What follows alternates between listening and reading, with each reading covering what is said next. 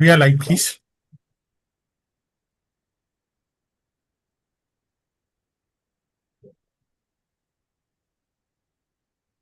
Good evening, everyone, and a very warm welcome to today's AIOS webinar Walk-in Patient Series. Today's session is centered on current clinical practice in ROP, a disease which continues to be both a challenge and at the same time an inspiration for us all to do more.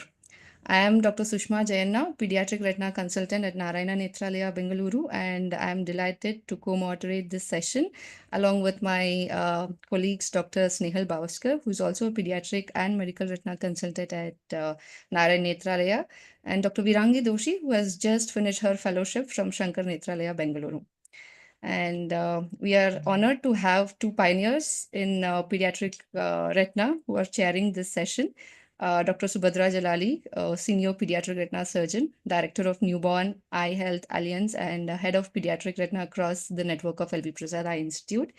Dr. Anand Vinekar, who heads the Pediatric Retina at Narayana Nethralaya, Bengaluru, and also Director of Karnataka Internet Assisted Diagnosis of ROP, which is supposed to be one of the largest image-based ROP network, screening network across the world.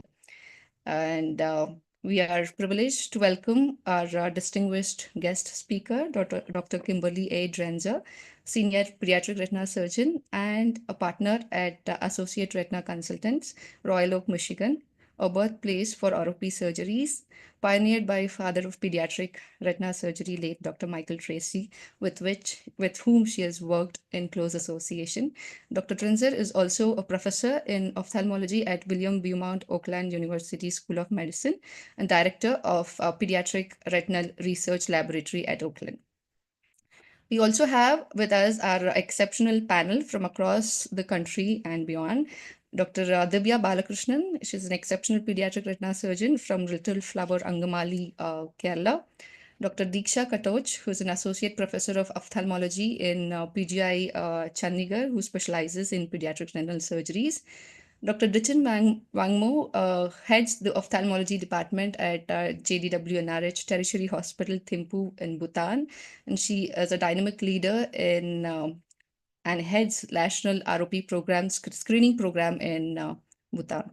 We also have with us Dr. Jayashree Monkar, who is a senior neonatologist. She has served as dean and head of neonatology department, and also as an in charge of Asia's largest human milk bank at LTMMC Sion Hospital, Mumbai. We are looking forward to a series of exceptional real-world case scenarios by wonderful speakers who we shall be introducing along the course of the webinar. We also have at the end of the case discussion a 30 minutes of intense panel discussion which covers a wide range of topics including ROP production using TF biomarkers to the legal and ethical concerns when we are practicing ROP. So with that, let's begin our session. When it comes to management of ROP, surgery becomes our last line of defense where everything else has failed and we have to give all we have. So in this regard, we'll kickstart our first guest talk by Dr. Kimberly Drenzer. I humbly request you, Dr. Drenzer, to deliver your guest talk, which is on surgical consideration on ROP. Over to you. Great, thank you. And good evening to everybody. This is a great panel and a great symposium to put up, and thank you for inviting me. I'm going to just go over briefly just some of the principles of surgical management of ROP. It's changed over the last 2 decades with improved technology and improved instrumentation. Although that being said, I think I would still say that we get the short end of the stick when it comes to improvements in technology. They're always adult case driven and not designed for children. So we have to be flexible and adaptive in the tools that we use and how we use them. As Sushma mentioned, I trained with Tony Capone and Mike Tracy, and Mike was really the pioneer of kind of modern day vitrectomy for retinopathy of prematurity. And in fact, he was considered to be a real maverick for going down the pathway of vitrectomy as opposed to scleral buckling for pediatric retina. And it was an honor to be able to learn so much from him. I'm very lucky that in our group, we have a very strong pediatric retina surgical cohort. And, we still have Dr. Capone working with us. And we now have Dr. Tracy's son who joined us, Matt Tracy, who's also doing pediatric retina with us. So we kind of continue the trend in our practice. I'm going to spend the next few minutes talking a little bit about the principles of ROP management. We all know that it's a continuum of ROP management, starting from the time they're born to monitoring their progression. And is my slide up? It is, right? Can you guys see me? Did I share? Can you just share Yeah, the? I didn't share, did I? Let me share. That helps, doesn't it? No, but Let's do. we did not even realize that there was supposed to be a slide on. Sorry, yeah, I didn't either. Now, can you see that slide? Yes. Yes. Okay, sorry about that. I realized as I was talking that I didn't screen share. So anyway, as I was saying, we all recognize taking care of these premature infants, that it's a continuum from the time they're born to monitoring their progression to intervention before they need surgery, and then closely monitoring to see when they're going to need surgery and what surgery they're actually going to require. And now let's see, why can I not move my, oh, we've got just a little video here talking about, we screen, it used to be ablation, now we use anti-VEGFs in combination with ablation, which is a whole separate topic. And then we get into lens sparing vitrectomy with early surgical intervention. And with late intervention, we oftentimes have to do a much more aggressive approach, taking the lens as well and working from an anterior to posterior approach. So, but we do know that this timing is very important to overall outcome. And so we have good data that shows that our real goal is to intervene here before they progress to stage 4B, and certainly before they get to stage 5. And that's where we really get the sweet spot for surgical intervention with our best outcomes. So the 4A represents our opportunity to preserve high quality vision. 4Bs and particularly 5s, we're really looking at structural and low vision maintenance more so. The goals of surgery vary with the severity of the detachment. So on our left, we can see a relatively early intervention with a thickened ridge, some localized contraction, but the posterior pole is relatively intact. And so with this surgical intervention, we're going to presumably have a good outcome, as opposed to the one on the right, which is a stage 5 funnel detachment. This is going to have a much more guarded long-term prognosis. The other benefit of 4A surgeries, it's posterior enough and we have enough of a surgical space that we can preserve the lens. And we used to be in our practice, probably about maybe 15 years ago, much more cavalier with lensectomies to get a more complete vitrectomy, and then subsequently realized that preservation of the lens led to long-term preferred outcomes, even though the vitrectomy may not have been as complete as it is when you remove the lens. So we've, kind of pivoted away to doing less is more approach in our vitrectomies, recognizing that we can always do more surgery down the road if we need to. We oftentimes are able with 4As to get full reattachment or very close to full reattachment, and we can maintain central fixation very, very frequently. So we look a little bit at the posterior pole to see what their macula looks like. So we have some contraction, but we don't have as much posterior pole dragging here. So this is going to be a very, very nice outcome with early intervention here. We can kind of see this broad contraction here. And in fact, By releasing this traction will oftentimes even not just stabilize the posterior pole, but you'll actually reverse a little bit of this early dragging that you see. Oftentimes we see that we are a little bit later to the picture and we're starting to see the macula get involved. Even though the macula here does not have a true detachment, we can see that there's a little bit of lipid and a little bit of periretinal fibrosis occurring here and greater contraction. Again, you can still you'll certainly stabilize it by intervening here surgically. And you may reverse some of this dragging as well. So this is still a great time to intervene. Now, for Bs, we have more distortion of the macula because there's fluid down there. So we wanted to try to stabilize the posterior pole and stop any further distortion. And we look at these a little bit differently because a 4B can be fairly mild, as shown in this case. We can see some contraction coming off the nerve. It's affecting the macula. We see that there's lipid and fluid here in kind of a semi-circumferential contraction of the ridge.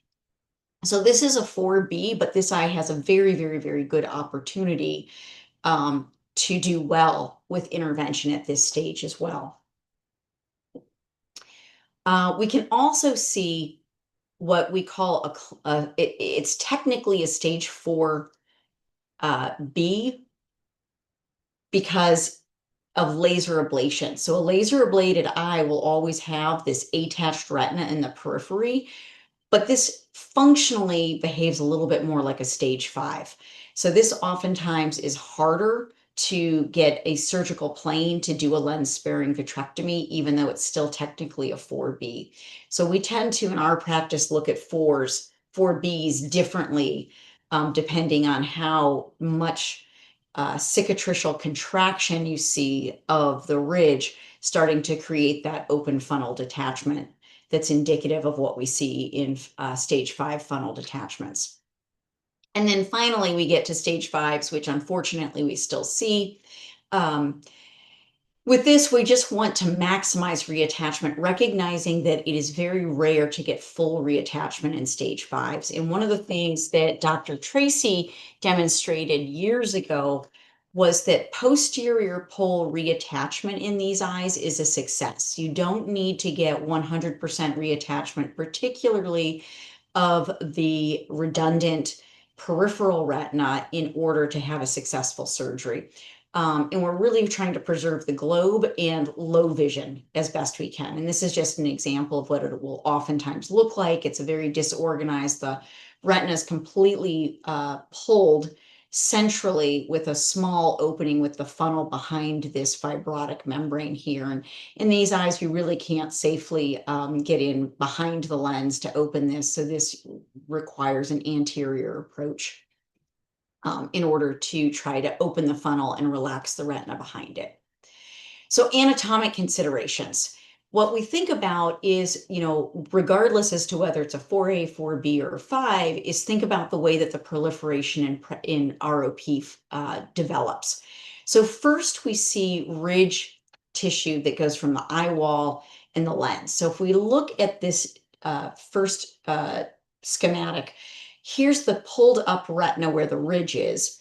And we first focus on looking at the ridge to eye wall. So we just labeled this as 1 just for lack of a better terminology. And we segregate this into 1A and 1B because the 1A is really a posterior ridge to eye wall. And then 1B is going to be a posterior to the ciliary processes. And both of these need to be interrupted to stop the progressive contraction of the ridge to eye wall, which will contract and close this surgical space with time, or can close that. Doesn't always. It depends on which contractile forces are stronger along all of these different vectors, which kind of determines the anatomical configuration at the time of surgery.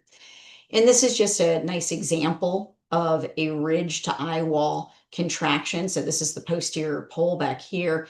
And as what your first goal is to try to open this space here. And we usually just do this. Sometimes you can do this with scissors if it's quite dense, or you can do it with a small gauge cutter and use it as a vertical scissor to open up that space and relax that ridge to eye wall contraction. We see a similar with the 1B. This just tends to be a little bit more anterior, and it looks a little, it tends to look a little bit more waxy or translucent as it comes up to the ciliary processes. So oftentimes this is just underneath your sclerotomies. And so you're opening just behind the lens capsule to open that sheet as well from the ridge to the eye wall in that vector. And then 1C, our final one, is the ridge to basically the back of the lens. And as you're cleaning these, you'll see this will loosen and you kind of come in and behind the lens and try to open that circumferentially as well. And this is a nice example of showing it's a 2D representation, but from the ridge right here, that will lift up and be pulled toward the back of the capsule as well. So those are kind of our ridge to eye wall, ridge to lens vectors that we look at. And the next thing we think about is ridge to ridge. And so ridge to ridge is generally coming across like a trampoline across the ridges here. And this can be very obvious, but sometimes it's not terribly clear. These are a couple nice examples. So you can see here coming off the ridge, you kind of get this kind of translucent tissue. Here we can see a little bit of a stalk formation as well, but all the way across here is going to be a plane of a sheet of vitreous coming across the ridge to ridge. And this is another nice example of showing the circumferential ridge and then that kind of hazy view of that kind of trampoline effect across the entire ridge that needs to be opened as well. So we typically call that a drumhead or a trampoline.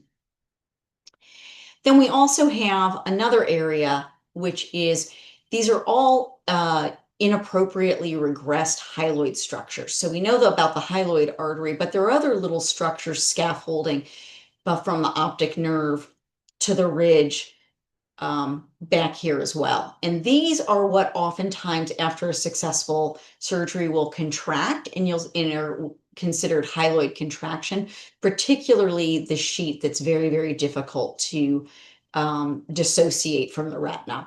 So these sheets are important to recognize, even if you can't visualize them, because they will contract after what appears to be a very successful surgery. And this is a nice example. We have a couple examples of these epiretinal sheets. So this is, you can see this sheet here, it's coming off of the nerve. And then we have another one here, which is a little bit more obvious. Here's the nerve down here, and it's stretching up in an AP fashion.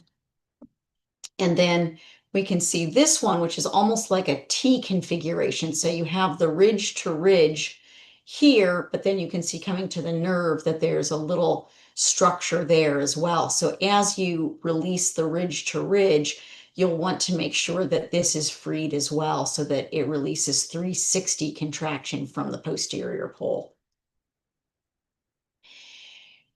And as I mentioned in the earlier ones, these are all a battle of which contractile force is going to win. So this is a nice example showing that you've got ridge to eye wall traction, you've got contraction here along the ridge, and then you've got contraction from the posterior pole to the ridge. And so unlike adult surgery, when we go into these eyes, you're really just trying to successfully transect these various vectors and try to assess which ones are accessible to the tools you have and which ones are exerting the most contraction to the retina at that time. Surgical technique. So as I mentioned, what we're really trying to do is interrupt these progressive cycles. So where do we think the contraction is and how are we going to do this? That's one of the reasons that we don't, when I see adult vitreoretinal surgeons try to do pediatric surgery, the biggest mistake they make is trying to over vitrectomize and make it look perfect in these little eyes. You don't need to have a complete vitrectomy. You need to identify the pathology that's causing the most contraction and try to break that cycle. You want to be efficient. You don't have long times. Their corneas will start to haze. If you're doing lens sparing, their lens will get foggy. And also they're young, and you want to minimize their exposure to anesthesia. So being an efficient to minimize downstream effects, I think is very, very important. We currently now use primarily vitrectomy for ROP surgery. And that has to do with the fact that these are internal contractile forces that sclerobuckles really work well in adults with PVR because of the anterior vitreous-based contraction.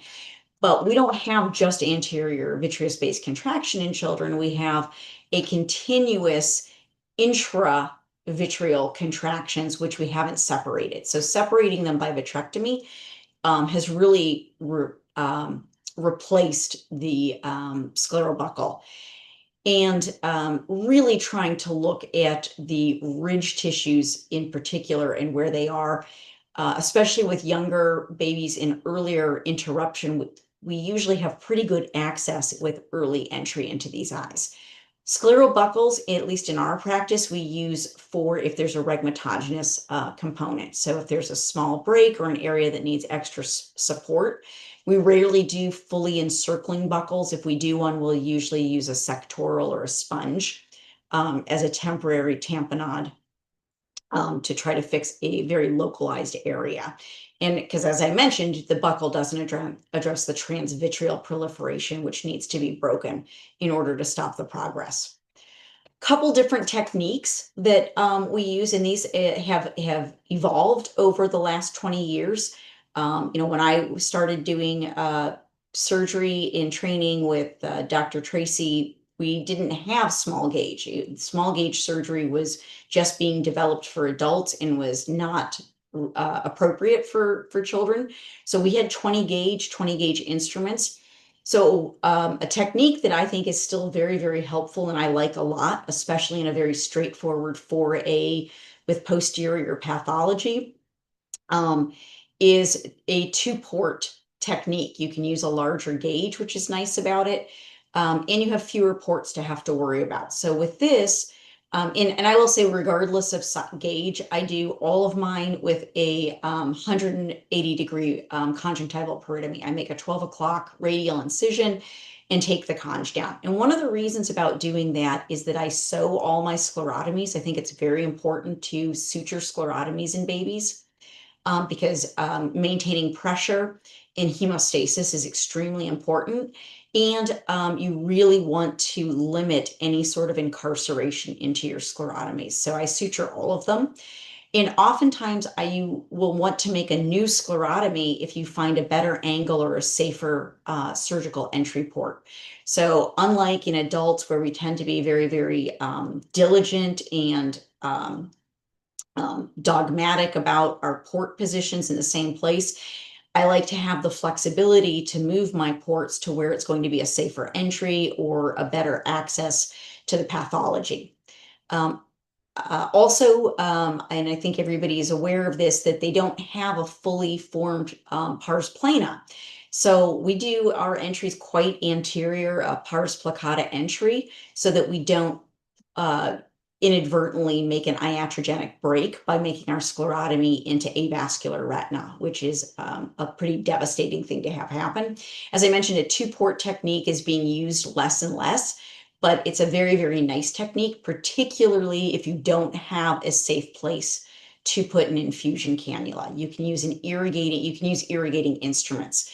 So we use an irrigating lighted pick and an irrigating spatula with a wide angle viewing system. So this is Synergetics actually makes it a 23 gauge irrigating spatula, which is disposable. This was developed by Dr. Tracy, I think about 30 years ago. And it's a very, very nice, it looks like a boot and it has a soft toe, which is very, very nice for being able to get into planes between sheets of fibrosed or condensing vitreous. It's not sharp, so it doesn't cut the retina, and you can bluntly dissect while maintaining irrigation. And then this is just an example of one of the irrigating lighted picks that we can use. They make fewer and fewer of these, so it's harder to get a quality irrigating pick now, which is limiting two-port vitrectomy, but it's a nice thing to keep in mind. We do now have a lot of options with small gauge.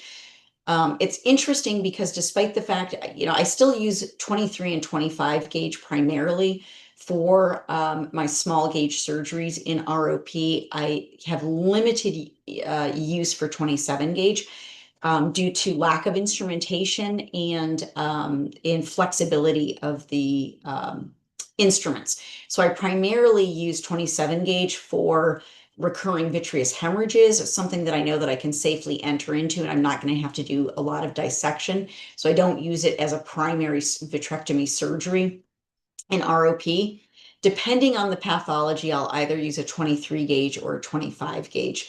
I typically will not, the only port that I will put a trocar into is generally for my infusion, and I will just make sclerotomies for my other two ports. As I feel that I have better access, I can access more anterior and closer to the eye wall if my instruments aren't limited by the rotation of the trocars. If I use trocars in all three, it's for extremely posterior disease, which we see more and more of with AP zone 1 disease. So sometimes it's appropriate, but I think that this is where planning your surgery is very, very important in order to understand what your goals are. That's Dr. Tracy's hand, just reminding all of us how tiny some of these children can be and how large some of these trocars can be. Sometimes the trocar can be, the blade can go all the way across. So be aware of where you're angling your trocar as you're putting it in and the size of the eye at that time. They're very long. Even the short, Alcon has a 25 gauge short, but even that is relatively long compared to some of these smaller eyes. As the child gets larger, it gets a little bit easier to get those in place nicely. And also consider what sort of pathology you're looking at. The one here on the right, you have a nice surgical space. We have that ridge to posterior, capsule fibrosis, but we'll be able to get instruments in a sclerotomy in through this site quite easily. Whereas on this side, be careful to make sure before making any surgical incisions, look as to where that ridge is being drawn up. And sometimes you'll find, and this is why I do the peritomies, that you do have an opening in one quadrant and not in another. So you may have to be a little inventive as to where you're putting in your ports and your sclerotomies in these cases. The other thing when you're considering access is the importance of the far periphery. The far periphery is one of the reasons why I frequently do not use the trocars in my sclerotomies for my light pipe, in my vitrector, and my spatula, is because I want to be able to access that anterior retina, that anterior vitreous in those eyes. It makes it very difficult. I don't think it anymore eliminates the use of 25 gauge, as they make a shorter and stiffer one specifically for this use. But I do think it makes 27 gauge much more difficult to use in these eyes. And because of think about how much flexibility the instruments have, how much visibility do you have, how easily can you see that? Are you going to need to depress under your sclerotomy in order to see? Wound closure, I don't need to spend much more time on this. I mentioned I suture all of my wounds for the very simple reason that I don't want incarceration. I don't want, babies have a higher risk of sclerotomy extension without a suture. And so they will, because their sclera sometimes is still not fully formed, the sclerotomy will actually enlarge without being sutured. I don't want ingrowth, and I don't want bleeding. Babies tend to rub their eyes more, and so I want to just eliminate all of those risks. And that's really just the overview of the role of surgery. You know, early is better, with the ease of surgery, better options for your instrumentation and final outcome. Keep in mind the goals of surgery. It's different for every case. And so you have to be very, very adaptive, in my opinion, with, no two cases are exactly the same. Plan it, I think more so than adult surgery, you have to plan quite a bit before you go into the eye about what you're thinking about, the goal of the surgery being and how you're going to access those areas. Think about the anatomy, which kind of goes hand in hand with planning the surgery and the goals of surgery. And what technique are you going to use? What gauge are you going to use? If you're not happy with your gauge, you picked something that you thought you could get away with at 25, but you need something larger. Are you ready to expand a sclerotomy, or are you going to make a new sclerotomy temporarily to get a larger instrument in? I think those are all things that go to consideration. And I know we have a lot of great cases, so I just want to end it there. Thanks. Thanks a lot, Dr. Renzer. It was just an excellent talk. I think every pediatric retina surgeon who was watching could relate to every slide you just showed and every challenges which you were just mentioning with handling those complex membranes. So, when we speak about membranes, your group has been working extensively on ochriplasmin. So, I just want you to just briefly mention about its utility in pediatric retinal surgery.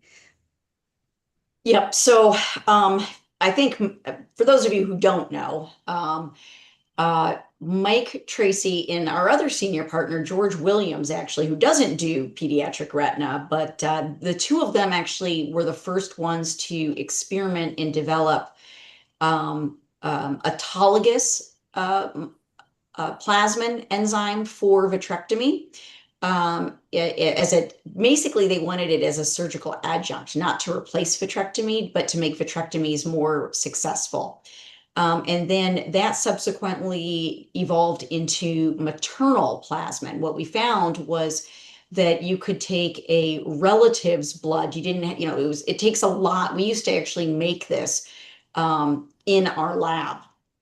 So we would have a donor, and we would take a large blood sample, and then we would actually extract the plasminogen, activate that into plasmin, concentrate it, and make it ourselves, in the lab, and have it available for surgery. And Mike and George were very, very close to having a pre-op kit that would have allowed this to happen, where you could actually, in the pre-op area, draw blood, have a kit that would do the extraction in 30 minutes, and then we could take it in during the surgery.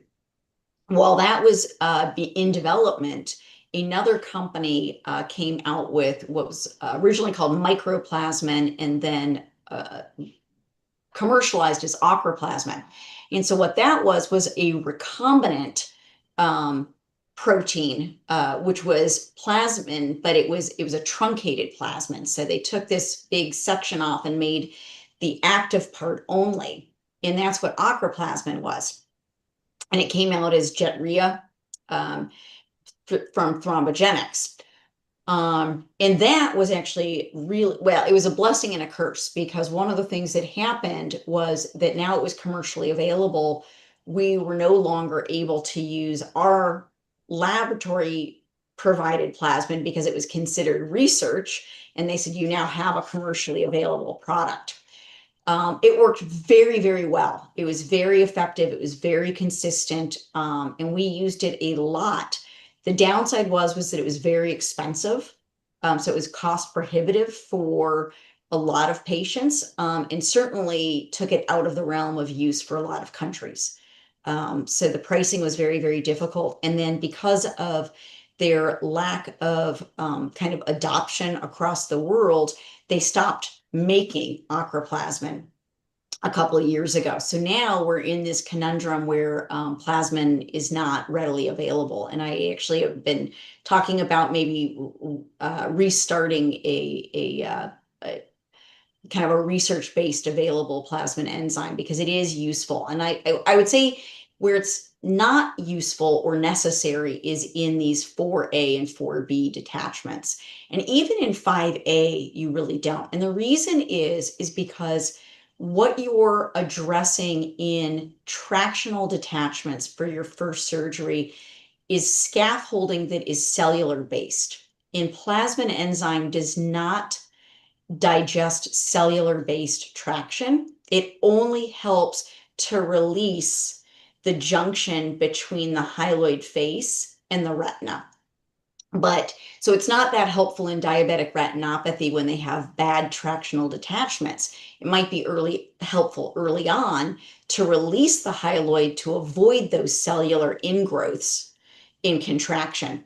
Where it's most helpful in pediatric retina is for post-surgical eyes that get hyaloid contraction. So you do a beautiful 4A, release all the traction, they look fantastic, and then you see them a month later and they have this, funnel detachment. Well, what's happened in most of those cases, which is really nice actually because they do great, is that they're that flat skitic hyaloid that you can't get off at your initial surgery has contracted and created a new drumhead.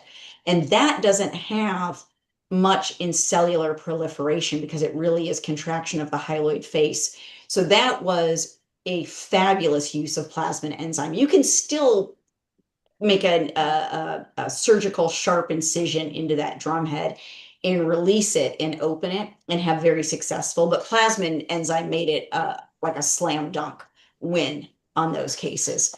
It's also very, very useful in other pediatric areas where you see very complicated sheets of hyaloid contraction plus cellular traction. So familial exudative vitreoretinopathy that can oftentimes help to illuminate where the cellular tractions that need to be cut are. So you can see what's vitreous contraction and because it'll melt away some of the vitreous contraction and leave behind the cellular scaffolding that you need to incise and release. The other area, which I think was maybe its best use, well, I guess two other areas, but one is congenital X-linked retinoschisis, because we all know that the downfall of surgical vitrectomy intervention in X-linked retinoschisis is that as you put mechanical pressure on the vitreous, you worsen their schisis because they don't have that intraretinal integrity. So as you're trying to mechanically remove the vitreous, you're actually worsening their schisis disease. So it was a beautiful thing to be able to put in because it would melt that adhesion and you didn't have to mechanically release it. It would release itself with time. So that one I really enjoyed a lot. And I do think it made macular holes in young children easier. It's not that you can't do macular holes without it. It probably cut the surgical time in half because you got down to the ILM very, very quickly. You just didn't have to work so hard to actually make sure that the macular hole was free from traction. And if anybody has other questions about it, I'm happy to answer. I spent 20 years with plasmin enzyme and I loved it. I think, Dr. Jalali, if you're there, can you just give your experience on using these adjuvants? I have seen you using glue sometimes, using visco, because we never had octoplasmin here in India. So if you can add on to the amazing points which Dr. Drenzer just mentioned. Thanks, Kim. That was, nostalgia because I drew so many times that blood and took it for plasmin with Dr. Tracy. Yeah. And also the genetic studies that time I was like, I have to get every baby's genetics done. Yeah. So first of all, I must say that, because this plasmin actually it comes from blood. So actually, if you have a stage 4A or even 4B with some vitreous hemorrhage, which has been there for some time, It actually works like that, and you can use that to your advantage. So I don't need to put a triamcinolone there, because that blood itself creates that cleavage also, and it allows sort of the plasmin in that blood to work, and you can actually get even a good PVD. Sometimes this Avastin, which we use, some of the eyes with Avastin also, they behave, I don't know why, but sometimes they behave very bad because there's crunch and there's a lot of thickening, but sometimes they behave very good. And if it's a post-Avastin eye, the vitreous just comes out so easily from the surface. So maybe there's some, chemovitrectomy, what we call as chemovitrectomy happening, which is different in different eyes depending on the stage of the disease and the stage of the cellular and other tissues which is happening in these babies. I have used glue if there is a retinal break. And even today only, I just finished an EUA of a baby who had a retinal break. It was a very simple case, no issues. There was vitreous hemorrhage, somebody had lasered, and I was doing vitrectomy. And somehow, just towards the end, there was a break at 3 o'clock in the right eye, just close to the equator. And I didn't want to put oil or gas, so I just did a laser, and it was just like a bite of my cutter. But fortunately, the vitreous was not there, so I did laser and put a drop of glue. And today, after 3 months, I saw everything is good. There's no glue and retina is attached. Of course, this glue or air, they will work provided there's no vitreous around that area. I do use triamcinolone, not as much as everybody else, because when I started vitrectomies, there was no triamcinolone, so we are used to doing vitrectomy without triamcinolone. But yeah, in certain cases like stage 4B or even 4A, where I have little difficulty, I use triamcinolone. What other adjuvant? Yeah, sometimes we use Helon to open the funnel in stage 5. Surgery if things are coming closer and you really want to get to that stalk. But as Kim said, that stalk at the disc, it is almost always adherent to the fovea. And you need to make sure that you don't pull it off the fovea, because then I have created macular holes. So in those eyes where you want to really see very nicely, you put that visco inside and it stretches that stalk and the fovea, and then you can go with the scissors and cut it rather than peeling it off. So I think we are in exciting times nowadays. We have so many more things to do. And when I started, it seemed every case is bad. But now it's like, why is this case bad? Most of them are good. Thank you I so much. totally agree. And I'm glad you mentioned that, because it's for stage 5 funnels, you brought up the two, I think, most important things, which is I frequently will just even turn off the infusion completely and only visco dissect and use Helon to continue to open the funnel and show me where the scaffolding areas are, and work my way down to open it as much as I can with a scissor. I think that it's a really, really nice thing to do. And the other benefit is that, as Mike had told me when I was a fellow, that unlike rhegmatogenous disease, tractional eyes want to reattach. So if you remove the vectors that are preventing them from attaching, the eye, the RPE, will eventually reattach those retinas. So I always, in funnel detachments, leave the eye full of Helon to try to prevent retina to retina adhesions while the retina is trying to reabsorb. The RPE is reabsorbing and reattaching the retina. The other thing that you can't do as easily in laser ablated eyes, but if you know where the laser is, you can do it, but it's a little bit scarier. If it's an unablated funnel, especially if it has a lot of subretinal hemorrhage and cholesterol, is a posterior external drainage. So go fairly far back, use a depressor where you think that it's very safe, and drain out as much of the subretinal blood and cholesterol as you can, and then re-expand it with Helon. And that's a nice little technique too. I mean, luckily we learned from Dr. Tracy, the black blood comes out. And so you just poke a 26 gauge needle and leave it there was and around. keep on putting heel on, and it just comes out black blood. Yeah, Yeah, the close. So yeah, I exactly. think he was fantastic. He's shown us all these techniques, and it's just for Yeah. us to use them and Well, and understand. he was the one who really, I remember the first stage 5 I did with him, and I couldn't see anything. It was just so fibrotic. It was just this white sheet. And, I took out the lens and I'm looking at this white sheet. And I said to him, I said, I can't see anything. I don't know how I'm supposed to fix this if I can't see anything.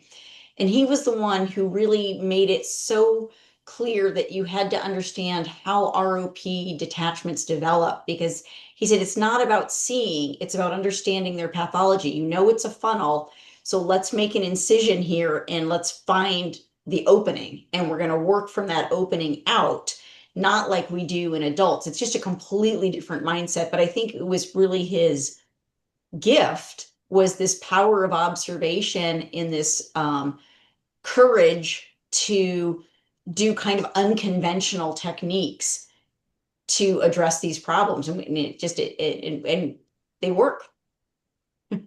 It's so glad to see two surgeons trained under him, just like exchanging. It's so nice to see. Thank you so much, Dr. Trenzer and Dr. Jalali. I will move on to the excellent case discussions. I think Virangi will take over and start the case discussions. Yes. Thank you, Dr. Sushma, and wonderful talk, Dr. Trenza, Dr. Jalali. So, beginning with our wonderful cases lined up for our evening, we have a total of 6 cases, and kindly request the presenters to stick to a time of 6 minutes for presentation, following which we'll have 6 minutes for discussion. So our first presentation, I would like to invite Dr. Dhanush Pandya, who is a consultant at LV Prasad Eye Hospital, Hyderabad, to deliver his talk on One Shot Wonder, Complete ROP Regression with Anti-VEGF Monotherapy. Over to you, Dr. Dhanush. Hi, good evening, everyone. Excellent talk, Dr. Trencher.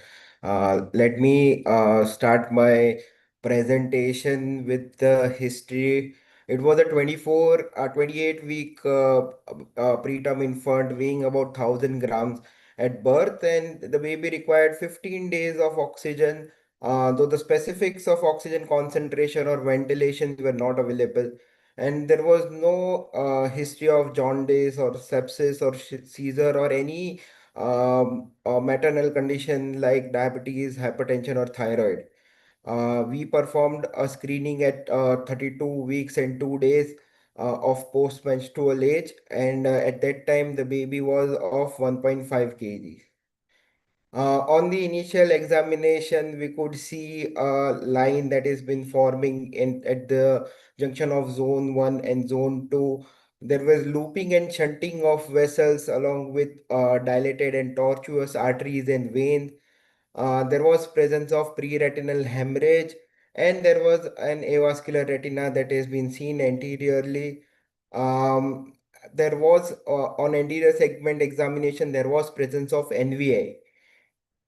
In the left eye, we had similar picture, but there was more dilatation and tortuosity as compared to right eye that we typically see in our country, where that's why we have changed the label from APROP to AROP.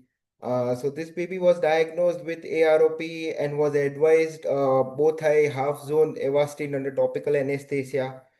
And on 1 week, there was a notable regression of plus disease. The vessels were advancing in zone 2 posterior.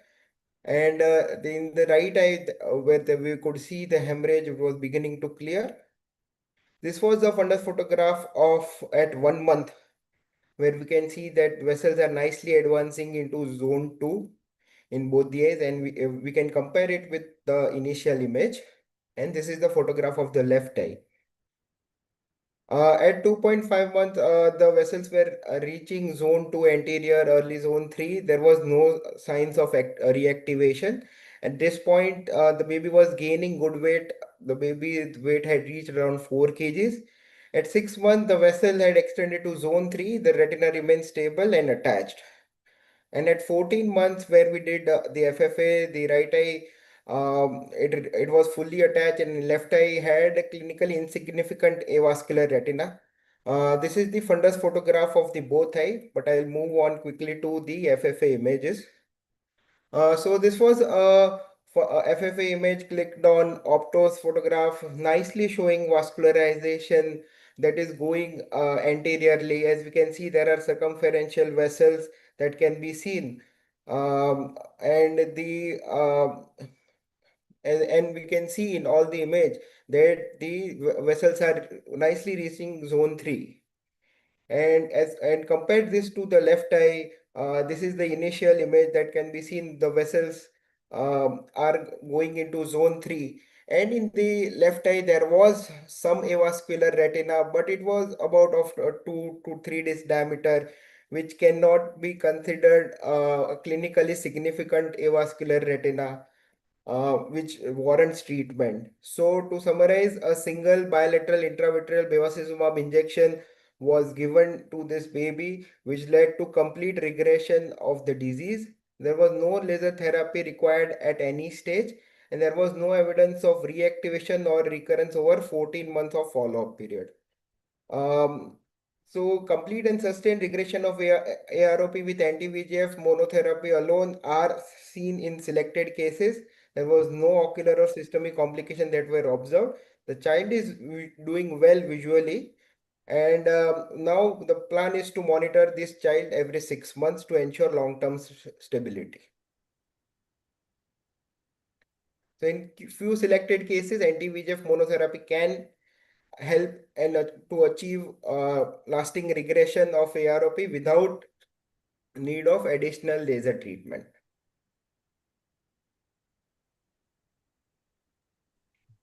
Thank you. That's great. It's a nice outcome. Yeah. I think I'll request to moderate the discussion. Dr. Snehal? Yes. Thank you, Dr. Dhanush. That was really an insightful case. So I would like to ask Dr. Diksha ma'am, what is your follow-up schedule post anti-VEGF injection? How do you follow up these babies? And do you consider FFA in such cases, or each treated baby with anti-VEGF? Or what are their indications basically? Thanks, Sushma, and thanks, Dr. Dhanush, for an excellent case presentation. And also thanks to Dr. Patel for a wonderful presentation on the surgical aspects of ROP. So regarding this case, firstly, I think there are some important questions that we have in mind when we are considering whether we need to do an angiogram. First and foremost is, I think, as shown in this case, was even after achieving complete regression, there is that question which is lurking in the mind, is whether there is a complete vascularization up to the ova, or there is still a persistent avascular retina. And if there is a persistent avascular retina, what is the extent of the persistent avascular retina? How many Glaucas of the avascular retina is there? So that is one question that comes to mind after you have achieved regression of the acute phase of ROP. Then secondly, in cases with a reactivation, especially if you're using other molecules such as ranibizumab, wherein you know that the reactivation rates are going to be higher and will come up earlier than what would happen with either bevacizumab or aflibercept, for example. So in cases where there is a clinical reactivation, though clinically, in most cases, you may be able to see signs of reactivation, such as a recurrence of the vascular features or reappearance of a new ridge or new vascularization. However, you still, because you need to take a treatment decision, and again, you need to know in those situations the exact extent of the avascularity and the extent of the neovascularization that is there. Because sometimes you may have neovascularization at the advancing edge, but also what has been reported that you may have neovascularization at the posterior vascularized junction of the initial ridge. So you need to take that decision, because I think post any reactivation, the way you do the second treatment, which in case if you're doing a laser photocoagulation, it has to be meticulous to reduce the chances chances of a third or a further reactivation. So these are the two things. Before using anti-VEGF, I think Dr. Anand does fluorescein angiography to decide whether the fovea is vascularized or not. And then he will choose whether to do a laser or whether to give an anti-VEGF. I usually do it after treatment only, because these are the questions that I usually try to answer with the fluorescein angiography. So in cases with bevacizumab, where you know that the recurrences usually will come beyond 16 weeks or beyond, so you can plan as per the safer protocol, which recommends that you do it 65 weeks of PMA. You can plan an angiography to answer all these questions. However, I do use a lot of ranibizumab because that is what is more available with us. So I see more reactivations. So I tend to do it a little earlier. For me, that's this usual angiography will be around 50 to 55 weeks, sometimes a little less, even 47 weeks. And that is the time usually when I have to do the laser treatment after the reactivation, which then I would do a fluorescein angiogram. Thank you, ma'am. One more question, ma'am. Do you take any pediatric clearance for doing FFA in such babies? No, I usually do get clearances, usual clearances for anesthesia, and do a routine hemoglobin. That's what I do for all cases before I take up for fluorescein angiography. And you do need to have your pediatrician or an anesthetist or someone there monitoring whether you're doing it even under topical anesthesia. I would recommend that you should have someone there, and you should have all your emergency cart and medications there when you're doing. Though the chances of adverse events with the dye itself are extremely rare even in these infants, but I think it is important that you do have your intensivist or a pediatrician there to monitor. Just to clarify, the angiogram which was shown here is OFDA, oral fluorescein dye angiography on the Optos. It's just published today, so those who want to see it. So we are not doing any IV fluoresceins. We are doing oral, and we can do it multiple times. We can do it every month. So it doesn't have any adverse effect. Although, as you said, we do keep the crash cart and all the dosages chart ready with us. But the angiogram which was shown today is oral fluorescein dye angiography. Thank you, ma'am. So my next question is to Dr. Monkar. Uh, what what systemic side effects have you noted because of this anti-VEGF injection in such babies? And how do you, do you have any recommendations for the ophthalmologist before giving these injections? So when we use anti-VEGF, I mean, basically, we have not seen too many side effects. But if you look at the literature, anti-VEGF is such a, VEGF is such a molecule that it is really very important for the whole body, because it not only is important for the endothelium, but also for growth of the lungs, for growth of the, it's a neuroprotective as well as, it sort of promotes neuronal growth also. Also, physical growth it protects. So VEGF is very important. So when we use these anti-VEGF, some of it does spill over into circulation, and it could actually suppress the vascular endothelial growth factor. And therefore, the fears are that, it could cause problems. It's more like you're looking at short-term. It is, there are studies which have shown that it affects growth for a short period of time. So the growth pre-administration of the drug is better, and post-administration for some time, they may not grow as well. And of course, the long-term, long-term outcomes in terms of neurodevelopmental outcomes is something that we are concerned about. And I think this latest meta-analysis, which is done from India, Dr. Digikar and Dr. Vinekar and all, they've actually shown that when you use anti-VEGF, the neurocognitive outcomes are moderately affected. So these are the concerns when one is using anti-VEGF factors, and therefore the suppression is more with bevacizumab for a longer period of time, almost for 2 months. Ranibizumab is a little lesser suppression, just for about 7 days, and therefore, as mentioned, ranibizumab would be something that would be probably be preferable. Thank you, ma'am. So I would like some final comments from Dr. Shubhadra ma'am and Anand sir on this case discussion. Thanks, Nehal. I think in the case of, I think I missed a little bit of what Diksha said because I got cut off. But I think at our institute, we do an FFA IV using the Neo HD or the RETCAM 3. In all cases, we've received anti-VEGF to determine whether they are persistent avascular retina or recurrence and plan our laser accordingly. Yes, I think what he showed was persistent avascular retina. And I wouldn't be comfortable leaving it just as it is because we've seen really late reactions. We've seen teenagers with the detachments. I think it's, I think quoting Mike Treacy on this, once you give anti-VEGF to ROP, you're almost converting it into FEVR. So if we are looking at a condition where the peripheral retina is going to remain avascular and they definitely have higher risks of retinal holes and detachments, I think it would be safer. And I think we have now a definition of clinically significant persistent avascular retina in the ICROP3. So 2 disc diameters or more is certainly should be lasered, and I sometimes would laser even less than that if it is post-injection. Ma'am, Subhadra ma'am, any comments, ma'am? Yeah, a couple of things. One is that, if you look carefully at the pictures of the fundus photograph, one might think that, like, is this really aggressive ROP?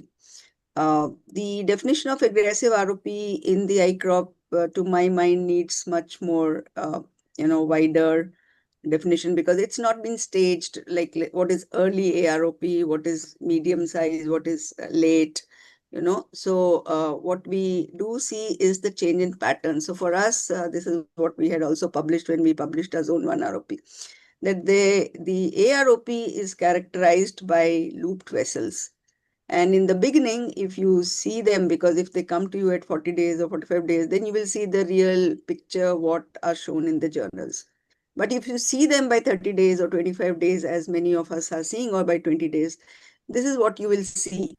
And it will rapidly evolve into a very aggressive disease. So there is an early phase of the disease, which if you can catch, as we caught in this patient, has really very good outcomes. So don't wait, because sometimes people look at this and they think that, okay, most of the nasal retina looks good and there are just 2 or 3 hemorrhages and there's some area of looping.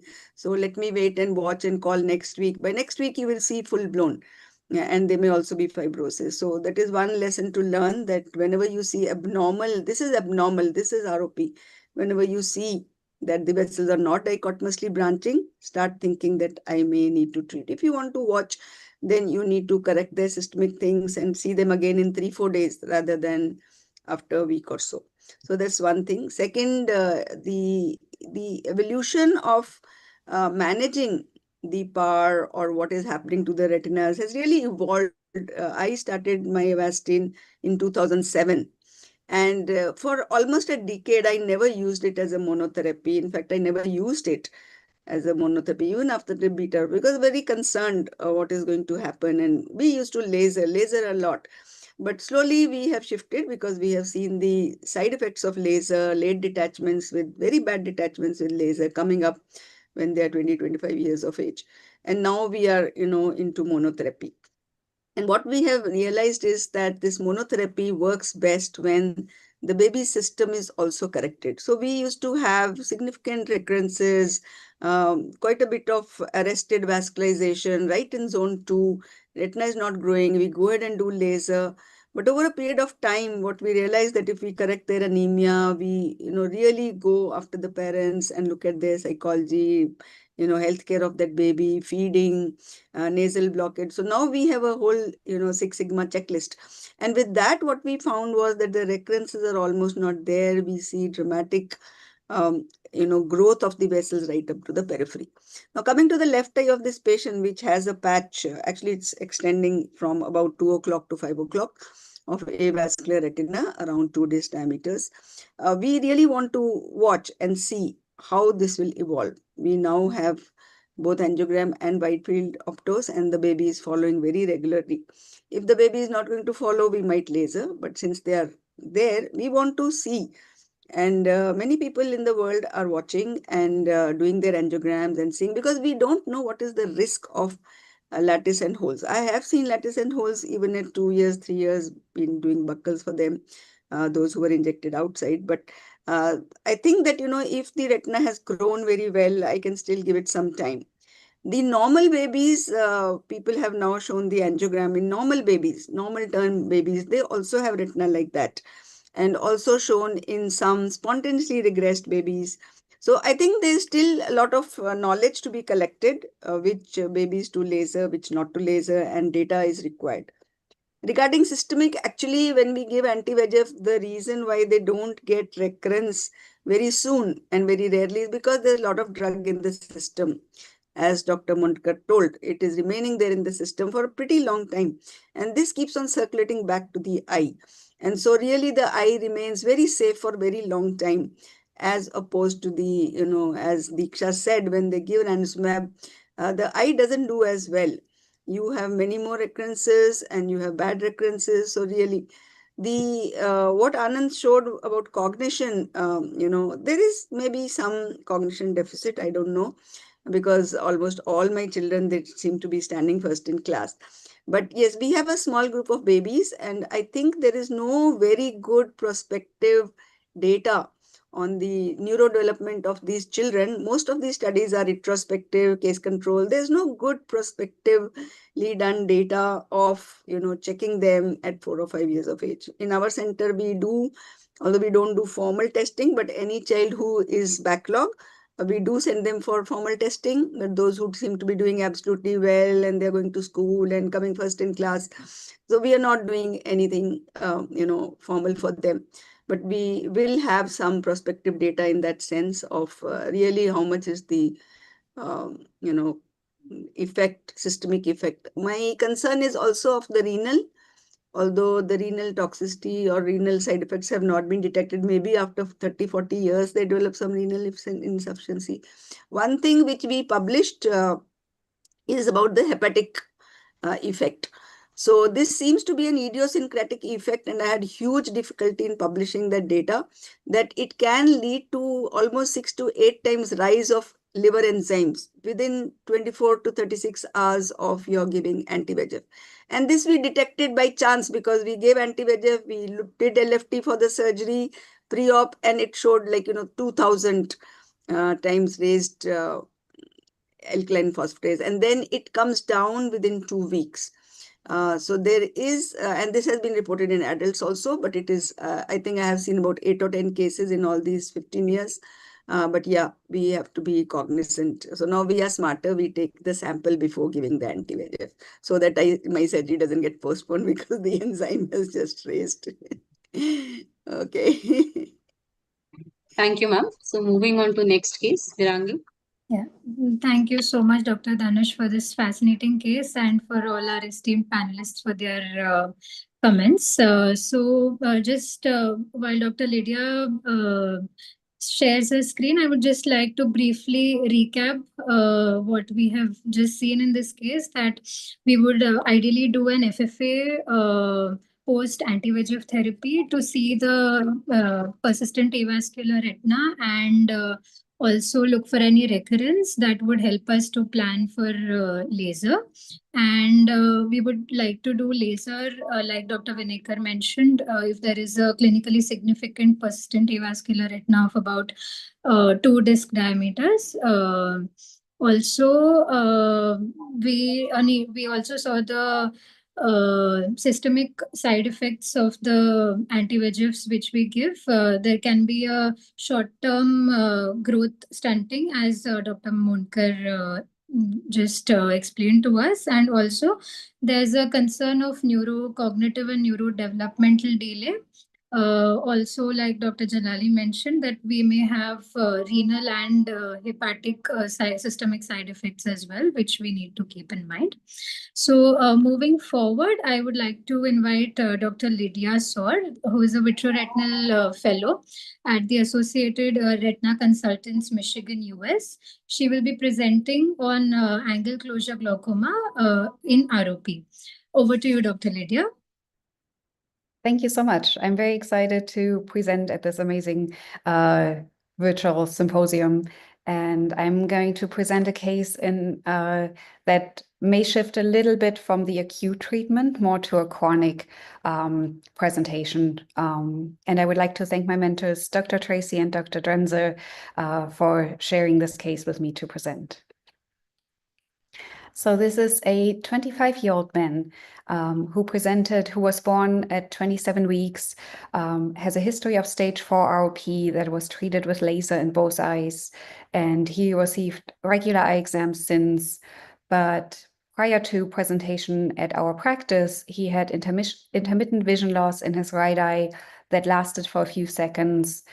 The last episode that he described was roughly 2 hours, 12 hours on and off, associated with redness and irritation. He went to an ophthalmology office and was initially diagnosed with pink eye, received some ointment that did not help, and the irritation persisted. A week later, there were some iris vessels found on the exam, as well as mild anterior chamber inflammation, which is why he was referred to our office. And when he presented, we indeed noted some flare in the AC, as well as some rubeosis. Here are the pictures at the initial presentation. Attention is drawn to the fluorescein angiogram that shows some perfusion deficits, specifically in the right eye, but no NV and no large abnormalities otherwise. And initially, we thought that this could be a stable branch retinal vein occlusion inferiorly versus some capillary non-perfusion related to ROP. As he had the ruberosis versus engorged iris vessels and some flare on exam, there could potentially be an inflammatory component to this. We were wondering if it could represent some form of episcleritis, but there was no tenderness to palpation. However, the patient was started on NSAIDs, 600 milligrams 3 times a day, as well as prednisolone drops 4 times a day, and was to return in a week. In terms of the transient vision loss, there was no recurrence. The patient prior had received a quarter Doppler, which was normal. And these episodes had resolved at the time when we saw them. And as I mentioned, he had the ROP stage 4, never had any vitrectomy done, but he had laser performed in both eyes. So at the 1-week presentation, he felt a lot better. His pain resolved, the injection improved. He still had the persistent ruberosis or engorged iris vessels. He was to continue NSAIDs. And what we found on this exam is that his pressure was elevated at 33. So we started him on COSOPT twice daily and instructed him to taper the Pred Forte. A week later, the iris vessels persisted, the anterior chamber was otherwise quiet, and the IOP remained elevated despite the Pred Forte taper. So the patient was instructed to start bromonidine, and we were tapering the oral NSAIDs.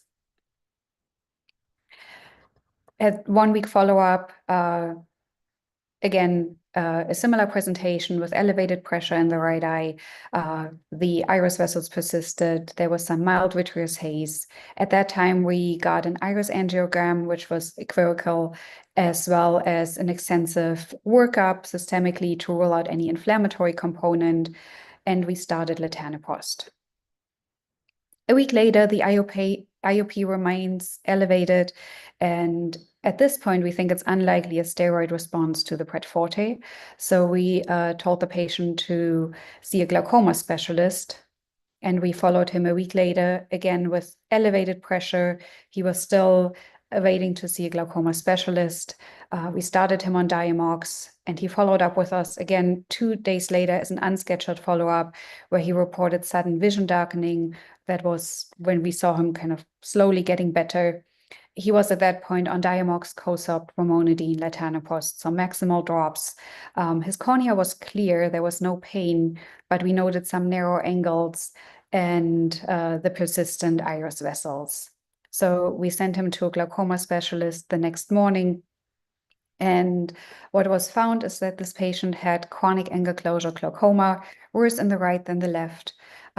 He received PIs in both eyes, and the IOP significantly improved, and the patient has been doing well since.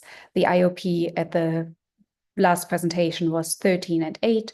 The engorged iris vessels resolved. So we think these were not related to uveitis or any inflammatory condition, but rather to the closed angle glaucoma. And I'm pointing out this case because there is an association with development of angle closure glaucoma following non-surgical treatment for ROP. This is a retrospective study that I think is interesting. Medical records were reviewed in both young patients with angle closure, as well as patients who underwent ROP treatment. There was an extensive review of different comorbidities and their general presentation. And during the study period, the default treatment was peripheral laser ablation for ROP. So what they found is that 78.6% of young patients with angle closure glaucoma had a history of ROP that was treated with retinal ablation. And a history of retinal ablation for ROP may be associated with a triad of pachyphakia, microcornea, and angle closure. So infants who received retinal ablation were more likely to develop angle closure glaucoma than those treated with anti-VEGF. And glaucoma management is very critical. Based on this paper, peripheral iridotomy and sometimes even lensectomy may be required to control the elevated IOP in these cases.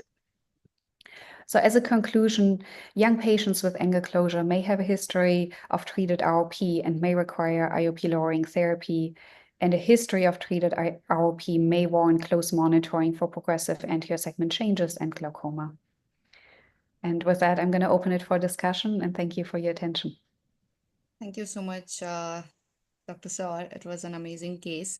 I would like to ask Dr. Vinekar, most of the time when we are so focused on managing the ROP part of the eye, we tend to overlook the side effects, which is one of it is glaucoma, which is very underestimated. So I just want to ask your experience on post-treatment glaucoma, where you have seen and how you have managed. You're absolutely right. I think it's completely underreported, especially because we don't do EUAs in our setup to actually check the intraocular pressure. I remember years ago co-authoring a chapter with Dr. Capone on complications of laser. And we reviewed the literature, and it's surprisingly, at least at that time, was not very reported. And pachyphakia, or the fact that they have more globular or spherical lenses, has not only said to contribute to their glaucoma, but also to the fact of a lenticular component of myopia. And I think the laser, all the literature we had reviewed then, and it's worth looking at what she just showed in the retrospective series, was perhaps diode laser. And we see that after the green has replaced, at least in India, we've completely replaced diode with the green.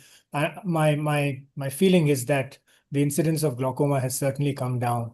But having said that, more prospective and also looking back at our own patients who are now young adults across the, all our centers in India would be a good way of figuring this out. Thank you. Thank you, Dr. Vinekar. Dr. Drenza, do you want to add on to the case Dr. Saur presented? Yeah, I'll just mention that we did a large retrospective review of a bunch of different kind of late onset changes. Speaks to the previous case. We did find that unablated retina had a much higher rate of retinal tears and detachment.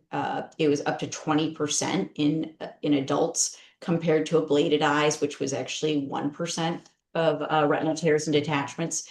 And it actually does occur in the tears occur in the area of the avascular retina because of progressive thinning.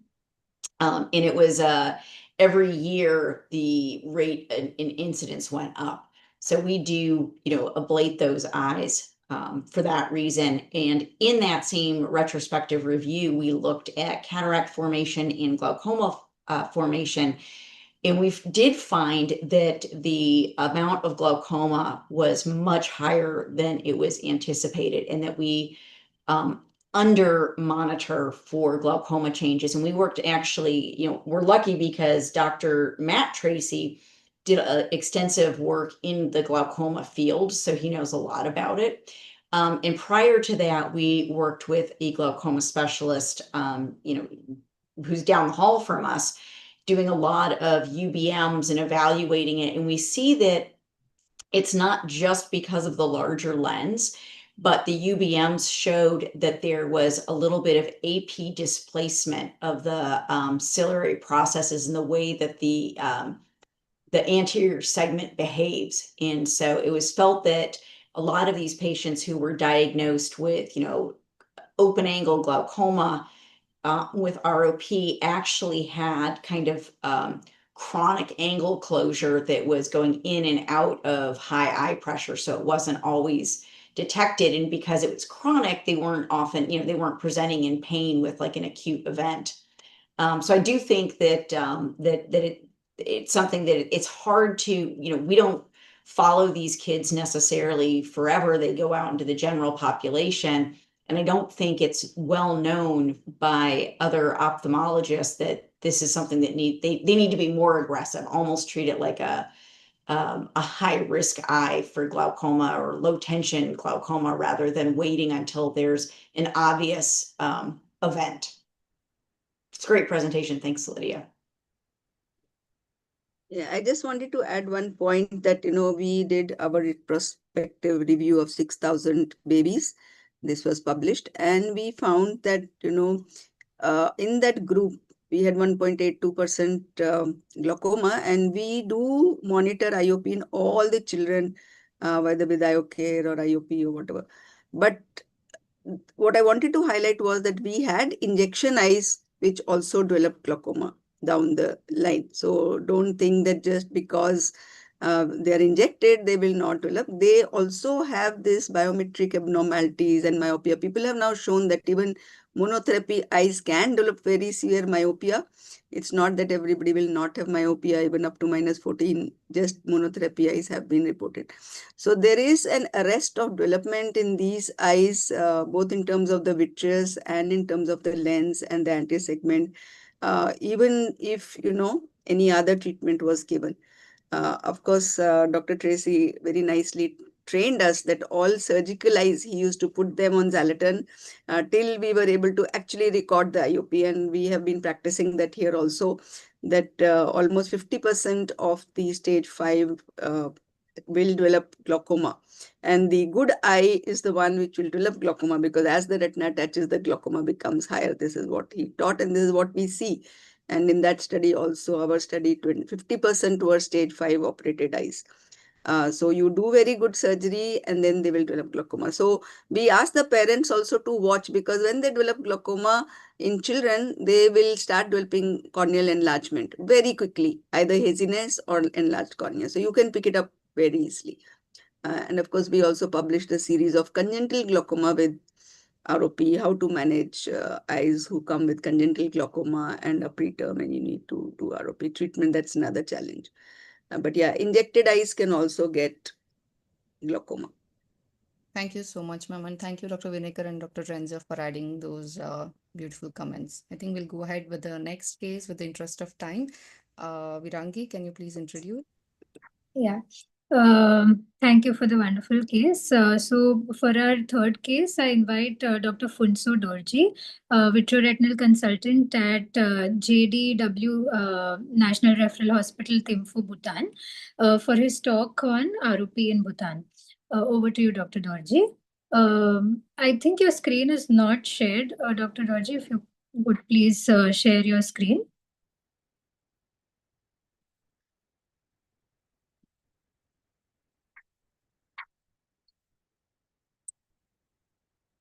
Dr. Dorji, are you connected? Hello, yeah. I'm trying to, I'm not able to share my screen. All right.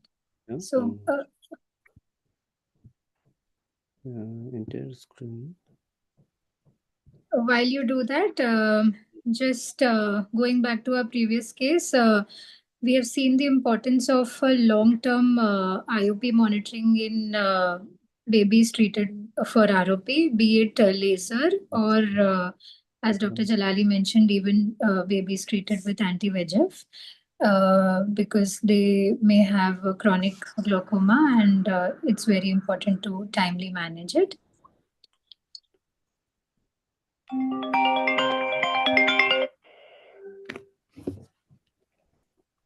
Virangi, can we just Can I make a comment? please, I think Funju has a little bit trouble. Yeah.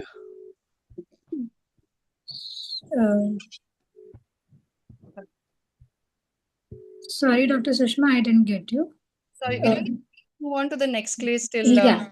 Yeah, all right. So, Dr. Shishira, are you there? You're connected? Yes, yes. Yeah. Yes, I So, am connected. right. So, we'll move on to your case. Dr. Shishira VK is an ophthalmology resident at Little Flower Hospital, Kochi.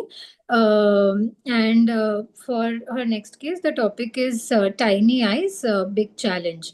Could you please share your screen, Dr. Shishira? Yes. And yes, Funju. Yes.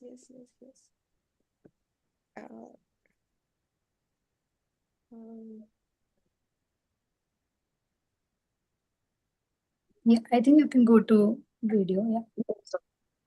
Yeah. Yes. It's okay. Send the PPT,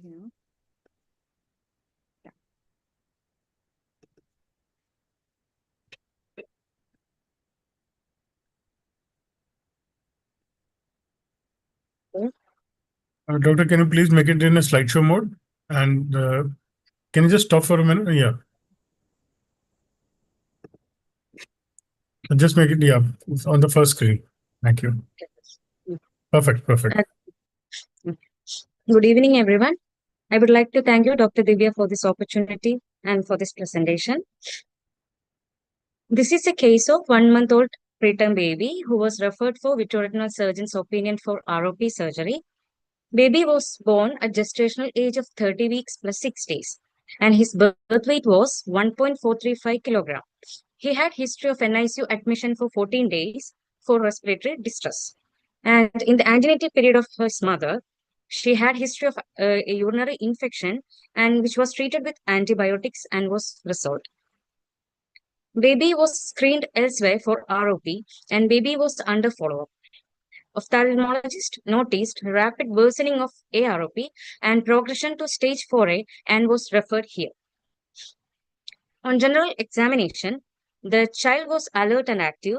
His weight was 1.980 kilograms and his PMA was 36 weeks plus 1 day at the time of presentation. And on ocular examination, lids and adnexa were normal. Anterior segment was within normal limits. Pupils were well dilating and no NVI or persistent pupillary membrane in both eyes. And lens was clear in both eyes. This is the fundus photo. The media was hazy due to vitreous hemorrhage and fibrovascular stalk extending from the disc to the retrolental plane, causing anterior-posterior traction was present in both eyes. Tractional retinal detachment noted nasally and along the arcades in both eyes with vitreous hemorrhage in the left eye. Diagnosis in both eyes, stage 4A aggressive retinopathy of prematurity in zone 2 posterior with vitreous hemorrhage in left eye. The treatment in both eyes, LIO was done to the peripheral avascular retina and baby meanwhile was sent for fitness for surgical intervention, that is lens sparing vitrectomy in both eyes.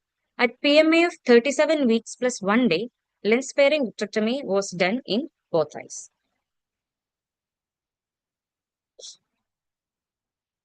And this is a video of the vitrectomy. 25 gauge ports were made, and after core vitrectomy, the anterior posterior tractions was released using cutter, and fibrous membranes were removed using forceps to the extent possible, carefully without creating iatrogenic retinal breaks.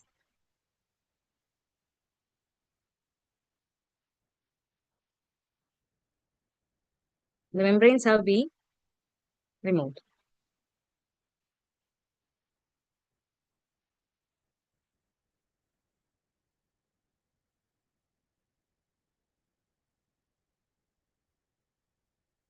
And we extended the PVD was extended to the periphery using the cutter. And in the posterior pole, bleed was noted in the intraoperative period during the membrane dissection.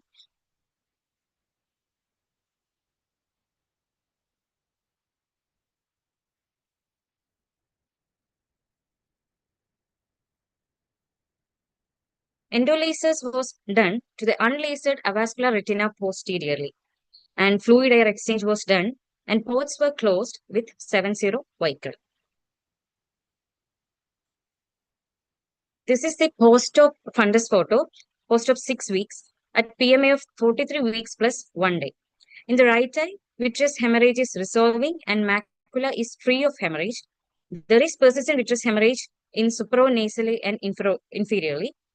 In left eye, vitreous hemorrhage is still persisting with residual traction nasally seen. The treatment, right eye is to observe as vitreous hemorrhage is resolving and cleared of macula. In left eye, it is posted for vitreous lavage. To summarize, a 30 weeks plus 6 days gestational age male baby with AROP stage 4A underwent laser followed by lens sparing vitrectomy in both eyes, had postoperative vitreous cavity hemorrhage which resolved in one eye and non-resolving in other eye at 6 weeks follow. Thank you.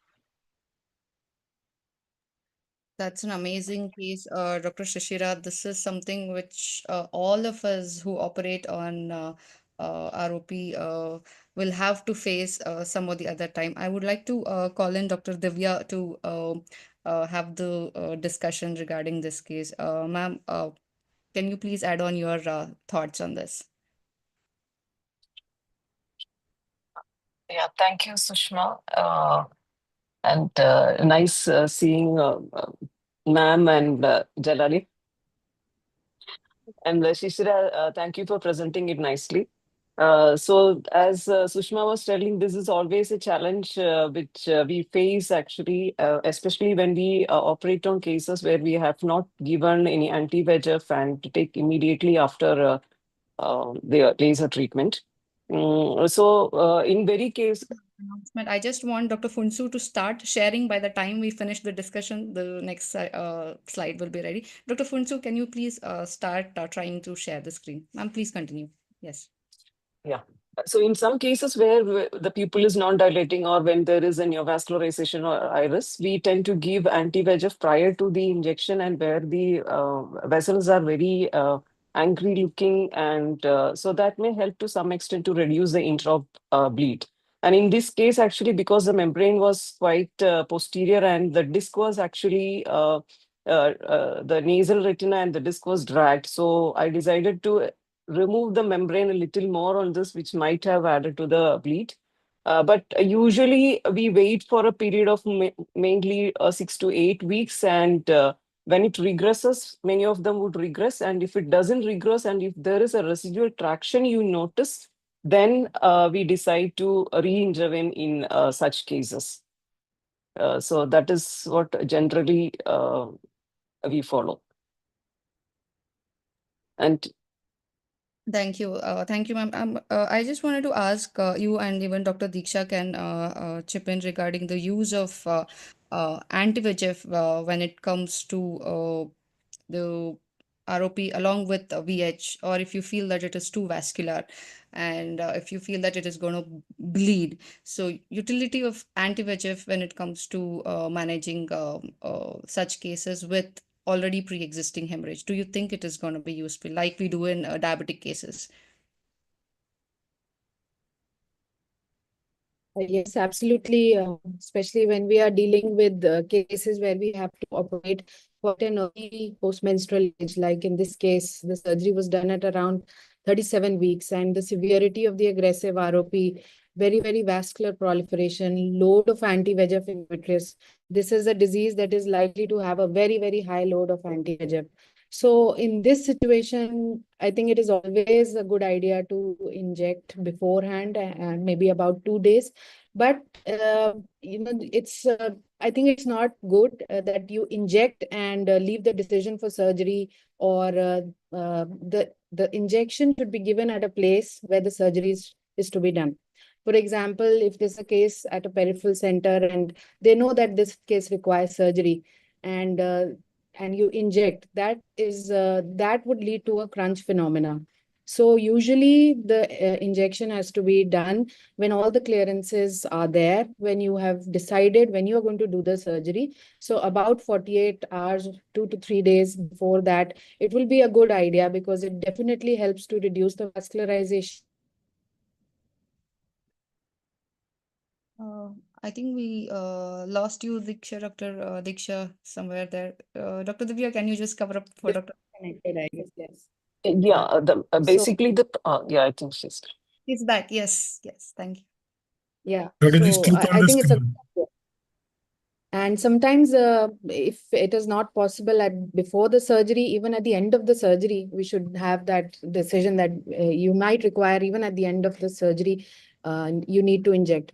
Regarding the eye with the persistent vitreous hemorrhage, now that is a dilemma, because if the eye hasn't, in 6 to 8 weeks, we usually all wait for the hemorrhage to resolve, and usually majority of the cases will resolve. But in cases where it doesn't resolve at around 8 weeks, then we need to keep in mind that generally there is going to be a bad fibrovascular organization there. And I think at that stage, anti-VEGF is not going to help unless you're going to combine it with a surgery, and you need to go in such situations. Thank you, Dr. Diksha. Dr. Divya, if you want to add on some more points. Yeah, just the problem with some of these cases are because the babies are sometimes the general condition may not be that good. So unless you have a good clearance or the fitness for surgery, it is not very much indicated to give anti-VEGF, as Dr. Disha was mentioning. Because only if the baby, you know that you can take it in 2 to 3 days, then only you should give anti-VEGF. Otherwise, if the surgery by any chance get delayed, then likely that they can land up with a crunch. So that has to be very careful. Also, I think we should always co-correct any coexisting anemia in these situations. There usually will be anemia with the surgery, the systemic factors, and especially anemia is extremely important. We should manage that along with the management of the eye. Absolutely agree with you, Dr. Diksha.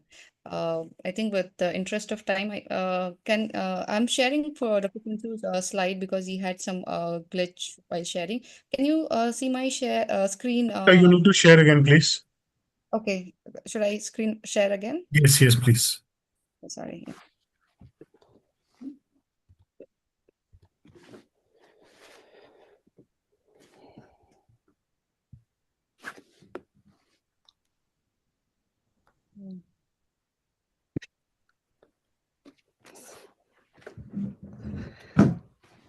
Wonderful to see you, Shu.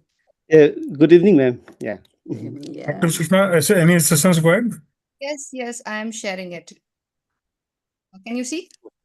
Beautiful. We can see. Yeah, just make it in a slideshow mode, please.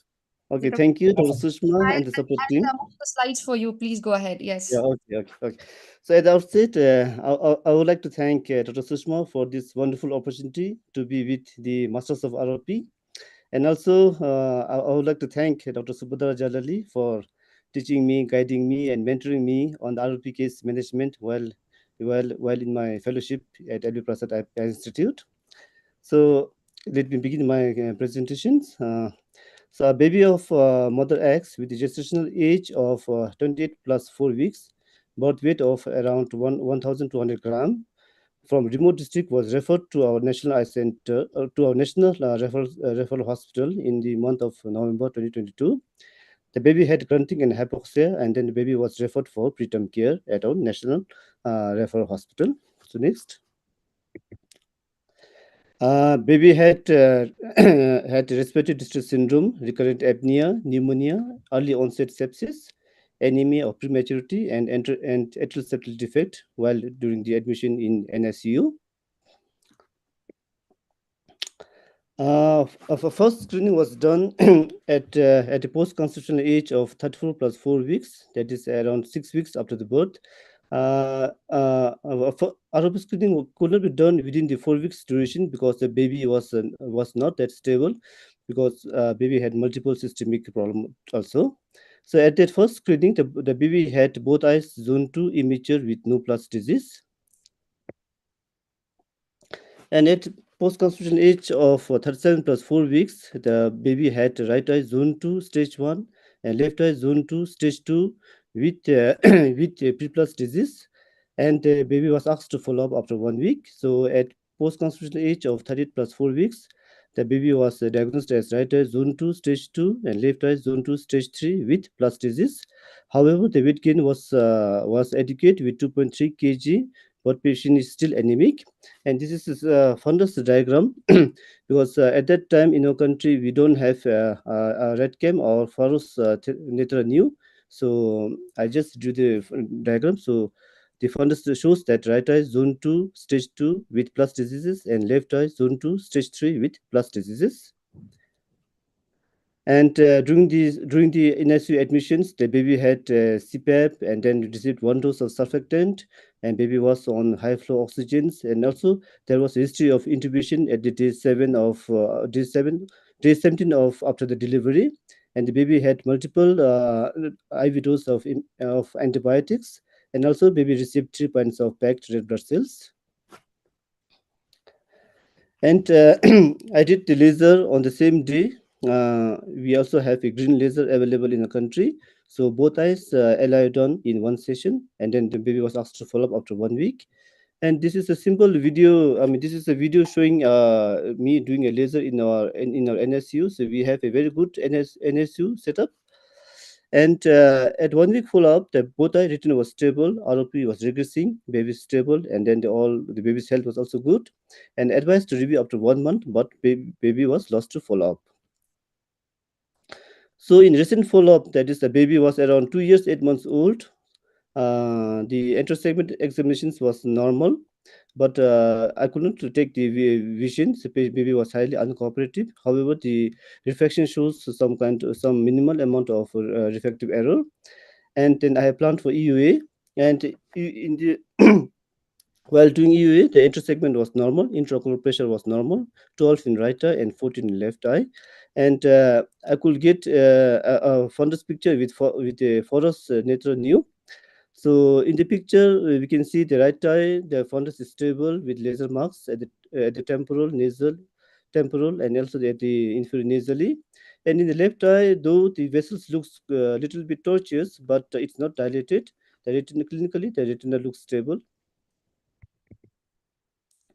And this is our all photos where we have now I mean the facility for taking the picture of the fundus of the ROP baby. And my take-home message is in our setup, laser is still the preferred management for ROP, which needs treatment in our region. And good nursing care helps in regression of ROP, though I don't have concrete data to fully say that. But as per the numbers, like we have around 168 preterm babies, and then only like in a year I do laser of around 2 babies in a year. So, and the other point is that in our setup where there's a problem for follow-up, I think we should consider the lower threshold for treatment for those with questionable follow-up. Thank you. Thank you, Dr. Dorji, for the wonderful presentation. So let's move on to some questions from the panelists. So my question is to Dr. Dechen, ma'am. Would you like to share some experiences or challenges what you're facing in your beautiful country, Bhutan, in managing these ROP cases? Thank you so much. And so thank you for the presentation. And I would like to thank Madam Subhadra for giving an excellent training to our VR surgeon, and Punsu's doing a really good job.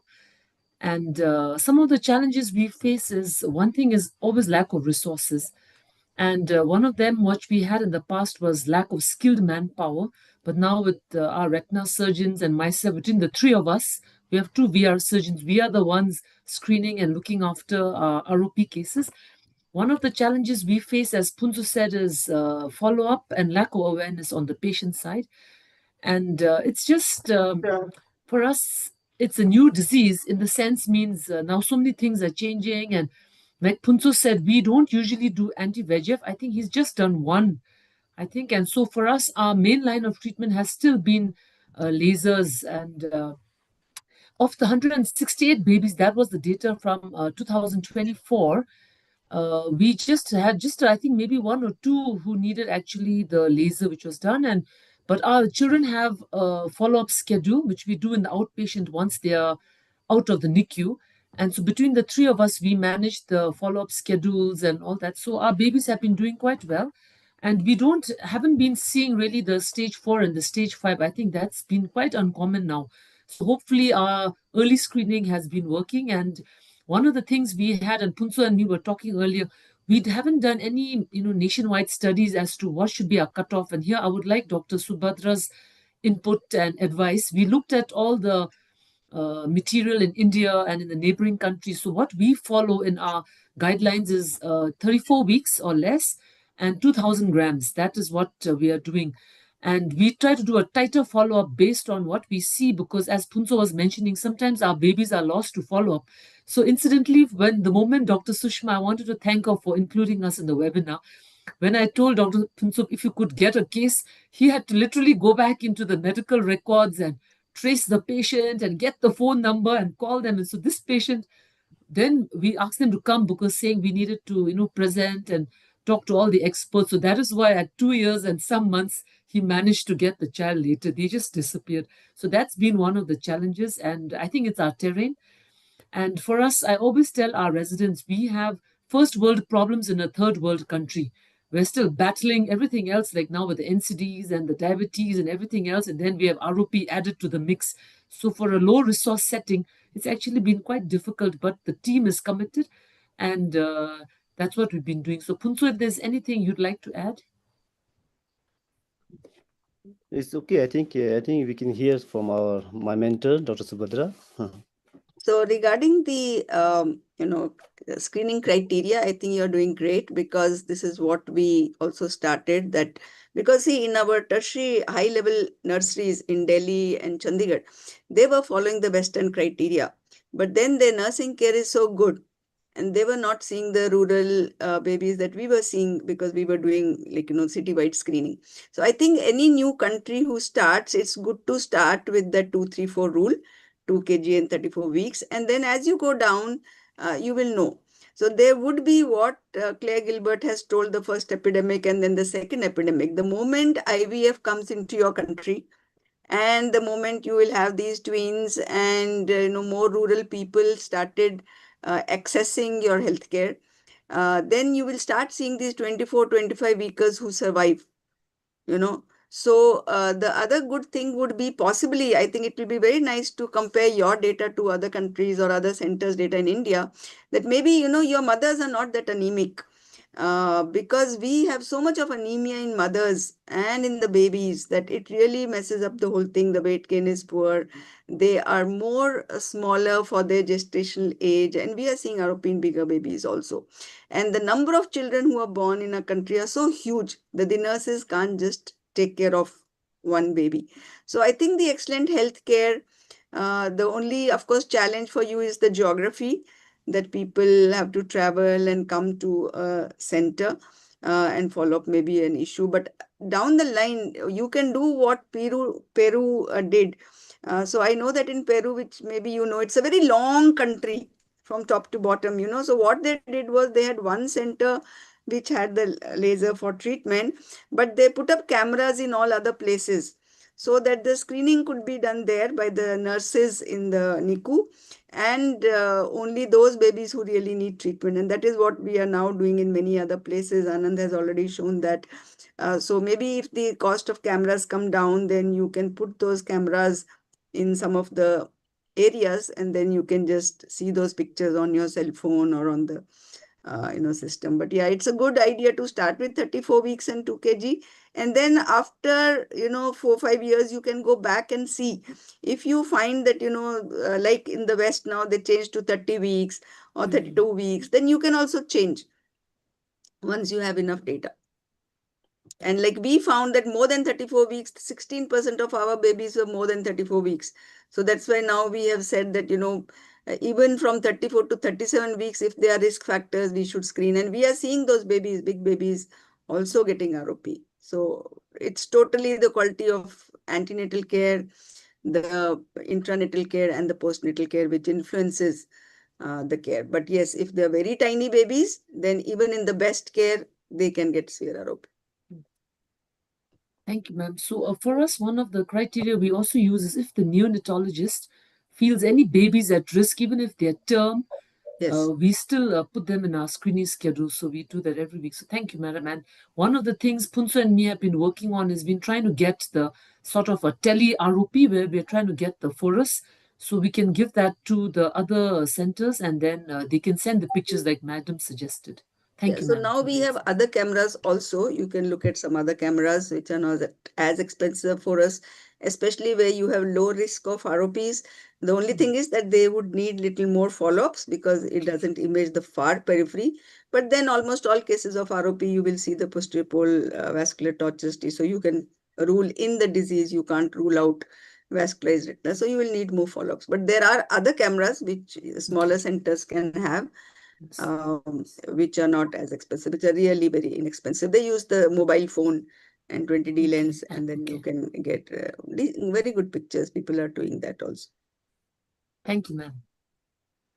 Thank you. Moving on to Dr. Moonkar, ma'am. So I have a question for you. Whether these regional factors or environmental factors, do you think that have an effect in how this preterm infants respond to stress? Well, basically, actually, the whole thing is, when you're talking about regional factors and, environmental factors, it's very closely intertwined with the socioeconomic status of that region. So because when there is poverty and when there is poor access to, health, and when the NICU setups are not as this thing, that's where things start going wrong. So as Dr. Jalali said, it's all about antenatal, antenatal and intranatal and postnatal care that the management, so babies, depending on their gestational age, will behave with their problems. But how we address those problems are important. And to address those problems, I think, we have to have a good sort of NICUs where they're focusing on proper maintenance of the oxygen saturation status of the baby, ensuring that it's, the saturations are between 91 to 94, less than 95 generally. So then it's not only that, it's also improving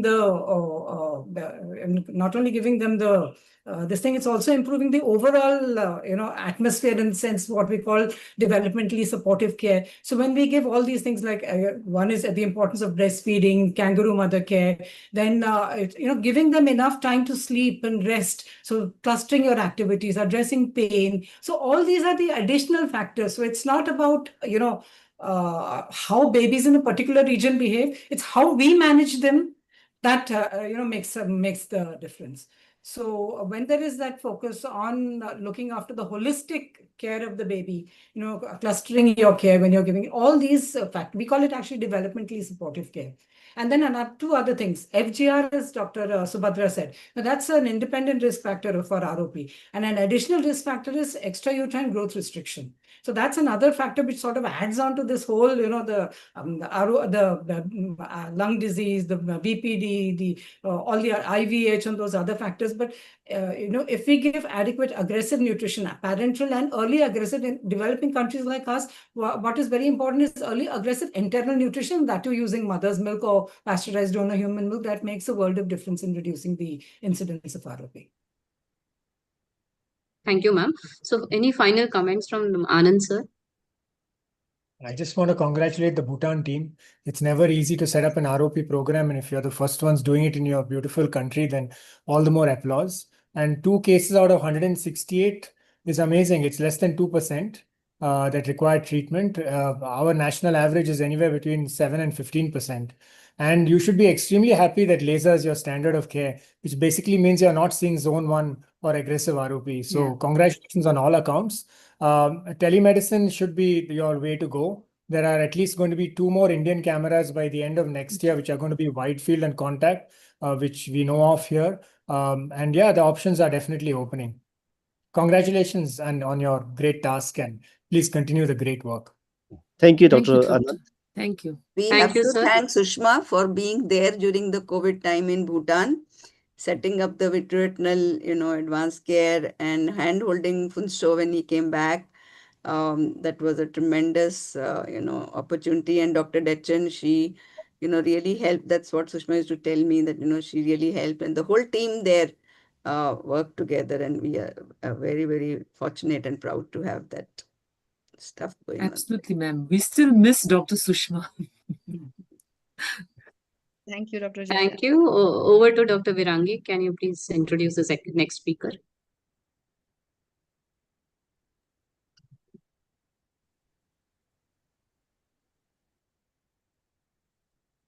Virangi, you're mute. Can you just unmute yourself? Yeah, I'm so sorry for that. So for our penultimate case, titled Double Trouble, which is managing endophthalmitis in ROP, we have amongst us Dr. Srishti Mishra, who is a fellow in vitreoretina at Narayan Nethralaya, Bangalore. Over to you, Dr. Srishti. Good evening, all. I hope I'm audible. Yes, you are.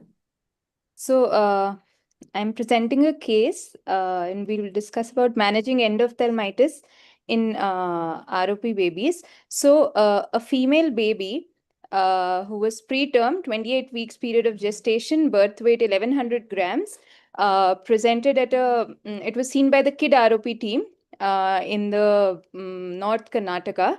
And respiratory distress, oxygen dependent, apnea, and shock with the risk factors was on the fundus imaging was diagnosed both as AROP zone 1 with plus disease, and intravitreal anti-VEGF bevacizumab was given at in the North Karnataka only. And 4 days post bevacizumab, this was the status of the right and the left eye. The left eye was stage 2 zone 1 regressing plus, whereas the right eye was hazy media. So the patient was the baby was called for a shorter follow-up. At 10 days post the anti-VEGF, the left eye was still regressing plus, but the right eye showed hazy media now with a blob of exudation. So she was immediately referred to our center, but due to some financial constraints, they only reached us 18 days post the injection, and this was the condition at the presentation of the child. And she was immediately she was taken up for vitrectomy with biopsy, and intraocular antibiotic injections were given. Here, during vitrectomy, the pars plana ports were made, and infusion was put in. Vitrectomy was done very carefully. The membranes were dissected, and immediate the reperfusion of the posterior pole was seen as soon as the membranes were dissected. After the dissection of the membranes and the removal of the exudate, the exudates were removed, and intravitreal antibiotics, Vanco, Cefta, and voriconazole were administered. Fluid-filled eye. It was closed with no leak noted. And sorry. So lens pair core vitrectomy with biopsy and intraocular antibiotics were given. Post the procedure, systemic antibiotics as well as topical was started. Half dose of the conventional dose of vancomycin and voriconazole was given. And the culture came out negative for fungus. So thereafter, only vancomycin and dexa were given, 2 consecutive intravitreal injections. And as the PCR came positive for U bacteria, post that, 1 intravitreal, Vanco and Dexa were given. And this was the pre-treatment photo, the baby as presented to us. And this was post-treatment. We could see the thickened posterior hyaloid. And 3 months follow-up, there was no inflammation, no inflammatory signs were there. And anterior segment was quiet. The FFA was done for the baby. And this was the post-laser picture. And baby is doing well, has been called for close follow-up of 3 months. And we only noted a myopic shift in the right eye. And yes, that's it. Thank you. Thank you, Srishti, for that amazing presentation. A truly challenging case, and as your title mentioned, I would like to call in Dr. Vinekar to share his thoughts on this case. Well, always challenging managing ROP, then you add ENDOPH to it. It's not common. We do a lot of injections. We see a lot of injections that are being managed elsewhere and sent to us. So endophthalmitis is not common, but then these are multifactorial possibilities of having infection, especially in the rural areas. I think the high alert of suspicion, detecting it early, bringing it into the tertiary care center and managing it with a team of uvea and pediatric retina specialists. I think the testimony that it worked so well was the fact that when we did the laser, the media was so clear that we were able to execute laser flawlessly, which means the media has improved and there was no persistent or no recurrent inflammation. Thank you, sir. I would like to ask Dr. Divya, is there anything else you would have done, or is there any different way you would have managed this case, or your thoughts on this? I think this case, I think you managed it really well. I don't think that anything different I would have done. But just to add, like recently I had one of those babies actually who had treatable ROP and had developed endogenous endophthalmitis. So I had given intravitreal injections for that and then treated the baby with laser treatment. And on follow, we just give one injection, and with the laser, both the ROP and the endoph also, like on follow-up, had resolved. So some of them would do with intravitreal injections alone, and depending upon the severity of the exudates and endophthalmitis.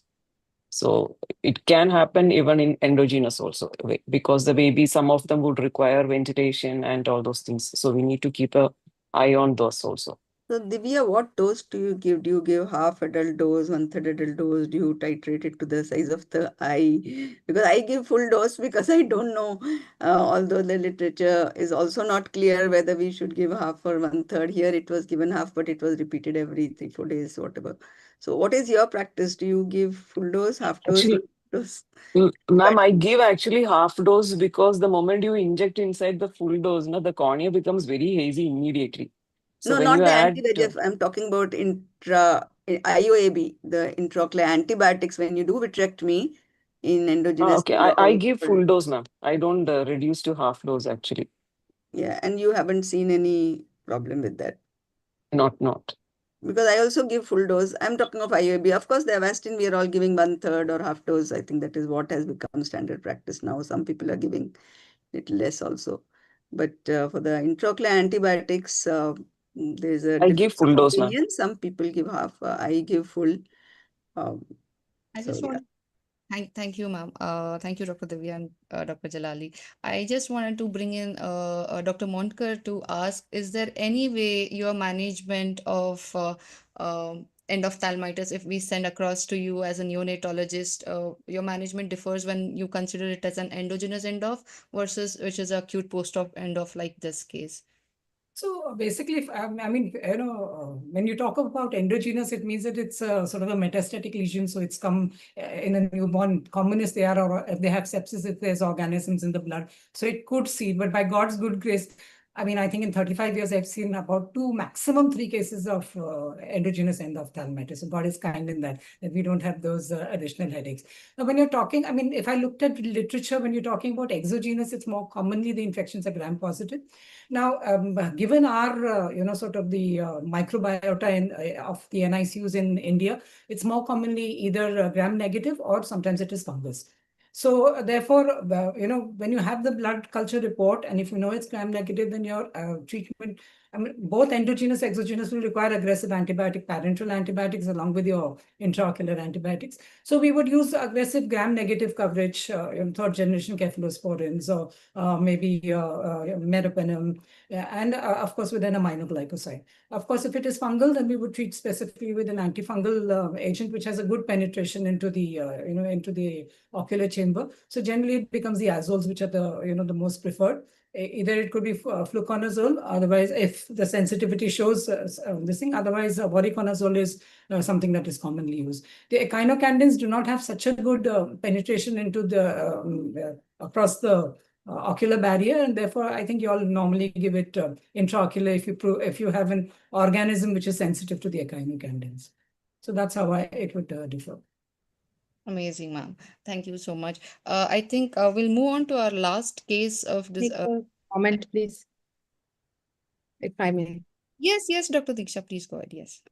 So interesting case and very nicely managed with vitrectomy, but just for our, I think, viewers, because many of them may be, sitting in a peripheral way and you may not have access to, vitrectomy. So, but they may be giving the anti-VEGF. So if you recognize that there is a worsening of media clarity, like was shown in this case, and even comparing with the other eye, or you can see the vitreous exudates, I think we should have a low threshold in injecting intraocular antibiotics, and usually I think the empirical treatment is giving a vancomycin. Dexamethasone I think is plus minus, some may give, some may not give, but when you're giving intraocular antibiotics and in a stage where you're not doing the vitrectomy, so when your multiple injections are required, I think we'll need to give half dose only.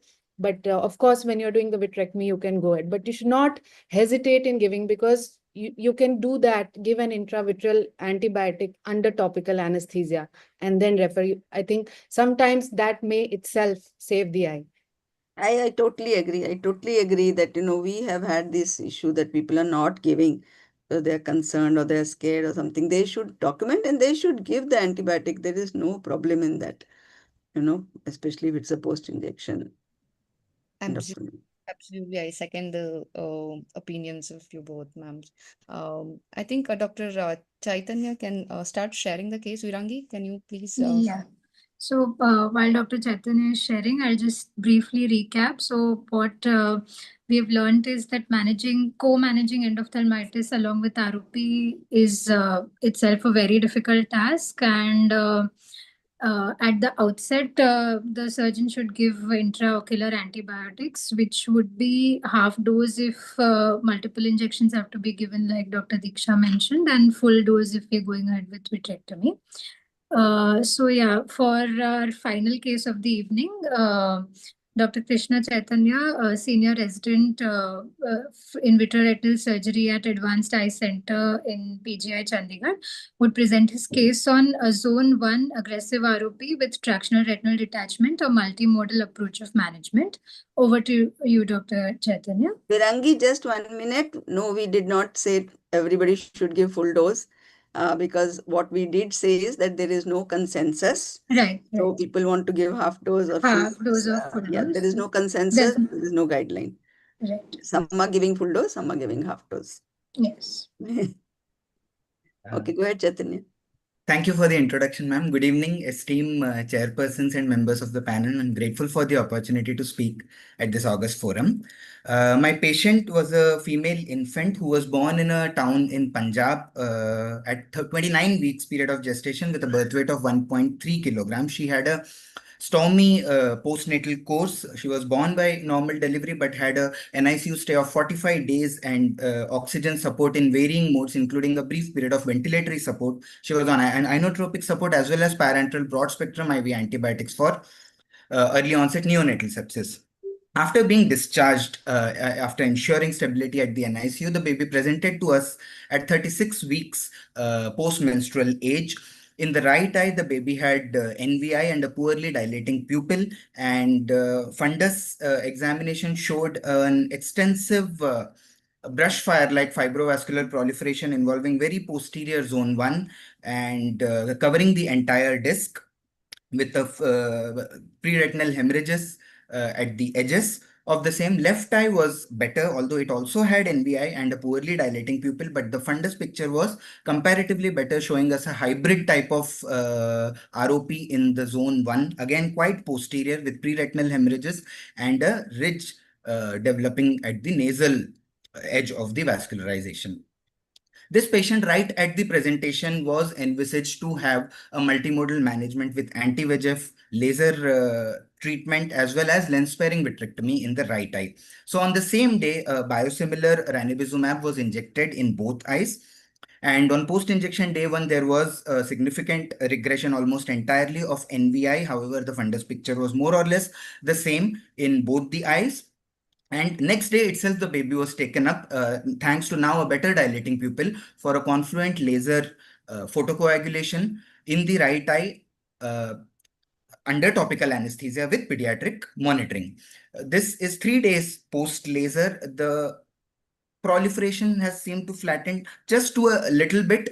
The laser marks are present, however, not too close to the proliferation. And the left eye is still 5 days post-injection, hasn't been treated with laser yet. And the plus disease seems to have reduced a little bit. However, vascularization has not progressed much, and the ridge tissue has a similar morphology as before. We've immediately worked up the patient for a surgical intervention, but the hemoglobin was low and managed with packed RBC transfusion and anesthesia clearance was obtained.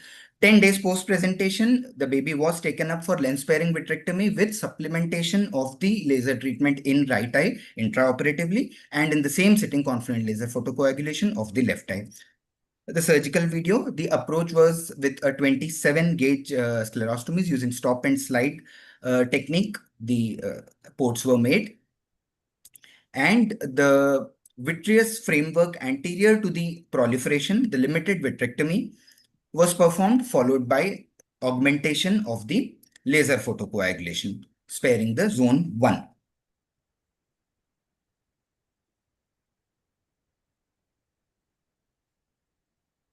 After completing the laser, partial fluid air exchange was performed and the case was closed.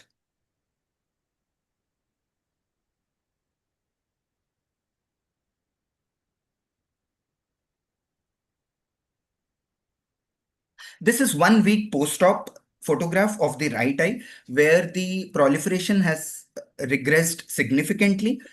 The disc is now visible. It now appears to be a flat epiretinal membrane with resolving preretinal hemorrhages.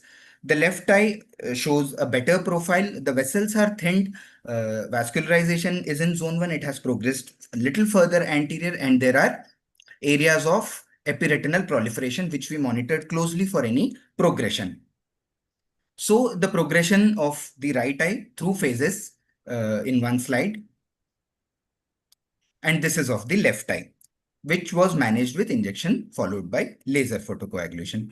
Today, the patient was seen 7 weeks follow-up after surgery, and the right eye had a stable morphology with flat epiretinal membrane, no further progression, and the vessels could be seen even progressing into the bed of the laser superiorly and inferiorly.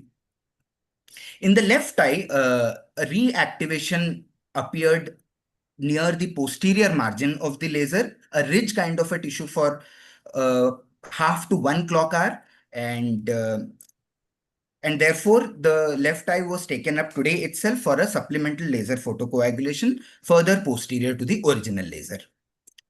So at the end of this case presentation, the questions that I would like to pose are, with such a an unconventional morphology and no discernible anatomical landmarks, how do we determine the zone of treatment?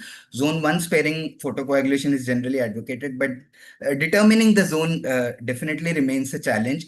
And where a multimodal approach is required, the timing of the sequential or simultaneous, or when do we plan every consecutive treatment? And the dilemma that such babies with such a severe aggressive ROP present to us, because they are generally associated with severe systemic comorbidities and sometimes precluding necessary clearances and early surgical intervention. Thank you so much. Thank you, Dr. Chaitanya. So, Dr. Divya ma'am, would you like to take this question about how should be the time gap between the injection and the surgery and the laser in managing such cases? Yeah, I think first of all, very nicely managed and documented case, in fact. So I think in this case, because it was looked more like very posterior and it was very aggressive. So even the laser also, with only laser, it would have definitely likely to progress in this case actually. So the anti-VEGF definitely helped in this case to quieten the disease. So in these cases where it is almost like a zone 1 disease, where it is very aggressive, definitely anti-VEGF has definitely a role. And you can actually, but need to follow up the baby very carefully, like in 3 days or, and like, I think the next day you had done the laser. Yes. 2 days later. Yes. Yeah. So it is a combination therapy. And only thing is that in some cases, especially in the left eye, when you see that the nasal kind of attraction, in some cases, I have seen that it has got a very high tendency to progress for a traction detachment. I know in some of the cases, I have noticed this nasal traction is little more trickier. So it's a sequential one. And left eye, I think left eye also was given anti-VEGF in this case, because the temporal side, it was not even zone 1 complete in this eye. So definitely it is anti-VEGF followed by laser. But in the right eye, maybe, I mean, like that, because if the baby had to have undergo surgery, in these cases, the systemic control or the fitness would definitely be a role, because in some cases it can worsen also. So it's a well-managed case actually. So initially in this case, zone 1, if it was the disease in the zone 2, maybe I would have, especially if the detachment is like maybe 3 or 4 clock hours with not much of a plus disease, definitely I would have tried just laser without any anti-VEGF. So in zone 2 disease with a stage 4, a clock hour of 3 to 4 clock hours, laser alone would have helped. But when there is a plus disease and a zone 1 disease or an AROP, anti-VEGF followed by laser, simultaneously preparing the baby for surgery. That would be the sequence. Ma'am, yeah, I just wanted to add that, it all depends on what is the setup. So when such a baby lands in my OPD, my first interest is I need to get a blood sample, because 95% of these babies need transfusion. So while I'm talking to them and, they are going around getting the consent and going to the laser room or going to the injection room, I tell them, you go and drop your CBC sample and LFT sample. So we have a package like, they will take a sample. So they'll do CBC, LFT, serum creatinine, VTCT. So by the time they receive the injection, it takes about an hour or two, by the time you prepare, they go to counseling, they get the injection, or you're preparing for laser or whatever, or they are counseling with their family or talking to their doctor, neonatologist. So by the time that is done, the report comes. The report is there in my hand. So when I give the injection, I might give the injection and immediately send them for transfusion, because I now have the report and they will come next day for the laser. Now, if the media is clear and people was dilating, then I will do the laser same day, and 1 hour after the laser, put betadine and give the injection same day. Of course, I would have taken the sample. So it depends. But we know that we have to do all these things in tandem and very fast.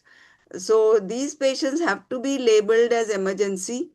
The whole team, whether it's the counselor, neonatologist, anesthetist, the doctors, the fellows, the counselor, everybody has to be on their toes. As Tapas likes to say, you have to run with the baby. Because, if they say give injection today, then, there's some conjunctivitis. Okay, you come after 2 days. Okay, third day, now there's a Sunday. Now we will do the laser on Monday. So we have to run with that baby, get everything done in 24 to 36 hours and get them to the OT. Then it is your day is there, your day is not there. Anesthetist is there, neonatologist is there. It requires a lot of effort. But the faster you do, the better is there. That is one thing. Second is that, now that we have this baby who has received an injection and had laser and vitrectomy, everything was done sort of not as good as you want. Now, this is a perfect setting where after a few weeks they can come back with a bang. So when they have come at 6-7 weeks, that is a very good time to do an angiogram. And see what is happening to the vessels, because see, we did vitrectomy, so some of the anti-VEGF would have come out. Of course, a lot of it already goes into the retina, so that's good. You may not have to inject, but sometimes at the end of surgery, I might re-inject. I'm not sure how much of it comes out and how much of it has gone into the retina, but it doesn't stay in the vitreous. It goes very rapidly into the retina. But they can come back with very bad recurrence, which can be delayed and they can come back. So we should be very, very careful. We must follow them, or we must do an angiogram. You can do oral angiogram and see that there is no recurrence, because if they recur, and the left eye, I think, is still sort of unstable, as you have shown. There is still fibrosis and there's a traction now developing. So that might land up into surgery sooner or later. So again, that I would have done an angiogram, added laser as per my FFA. Regarding how to know till where to do, so you can safely do up to the equator of the eye. So even if you don't have any landmark, you don't know where is the fovea, where is the disc, everything is crumpled up, but very safely up to the equator you should do. Don't do just only in the periphery. Try to do as much up to the equator, and then you can add intraop or later. But it's important to take them back under GA and see them properly and treat them more. Thank you, ma'am, for those excellent comments. So I would like to ask Dr. Kimberly, ma'am, regarding what is the utility? How do you feel that, the utility of anti-VEGF in when such traction is present already? So we use anti-VEGF. I think there's a lot more variability from institution to institution as to how we use anti-VEGF. We did at our group, we did an early study back when Macugen was still available. So we did this back in 2005 with ROP, and we found that the crunch phenomenon was hard to predict and fairly common, but you couldn't predict the time window. So we had some eyes in our early trial that the crunch was very rapid, but we had many eyes that we got fooled because they looked so good that we became a little lax with our screening. Went out to, now if we do an anti-VEGF, we follow weekly until we either laser or, we'll follow them for a much longer period of time at weekly intervals. We got fooled a few times by thinking they were looking really good going out to 2 weeks. And then they came in with this surprise, bad. And when they start to contract, it can be very, very rapid. So we have now a very, very low threshold for intervention surgically at the first sign of traction. And we try not to, it's a little bit different for us, just because we don't have as much of kind of the big baby ROP phenomenon. So for us, we try not to inject babies once their adjusted age is 36 weeks or older, unless we're going to use it as a planned surgical adjunct. So the times that we will use it when they're older is somebody who has a 4A detachment, but is still very active. So they still have an active ridge, they still have active NV, and we're concerned that they're going to have a very, very, we're not going to be able to control the bleeding by the end of surgery, and we're going to have a very bloody surgery. So we'll usually then do that as a planned anti-VEGF and do it, the day before surgery. We won't let it sit even for more than a day because we know that we can take a 4A and turn it into a 5 very quickly if there's a lot of proliferation. And it makes a lot of sense because, the endogenous TGF beta increases as VEGF levels increase. So in order to have these bad ROPIs that are still active, they're actually increasing they obviously have a lot of VEGF, but what you don't think about always is that correlates to their increase in TGF beta. So you suddenly block the VEGF and now you have unmitigated TGF beta activity. And that's why that proliferation can occur so quickly in those eyes. So I think it's a great tool to have anti-VEGF, but I do think it adds a layer of complexity into your treatment paradigm because they can behave unexpectedly. Thank you, ma'am, for that excellent comments. So moving on to our panel discussion. Okay. Diksha ma'am wants to tell us something. Please go ahead, ma'am. I just wanted to discuss a few points which I thought were important for this case, because I think this is a morphology which is quite common to our outbounds and, as Subhadra ma'am said, rural settings where we have this posterior zone 1 aggressive ROP with a bleb-like. This is like a bleb-like morphology of detachment. And this morphology has fractional as well as possibly an exudative component, which you saw that as the detachment regressed, you saw that there was some kind of an exudative.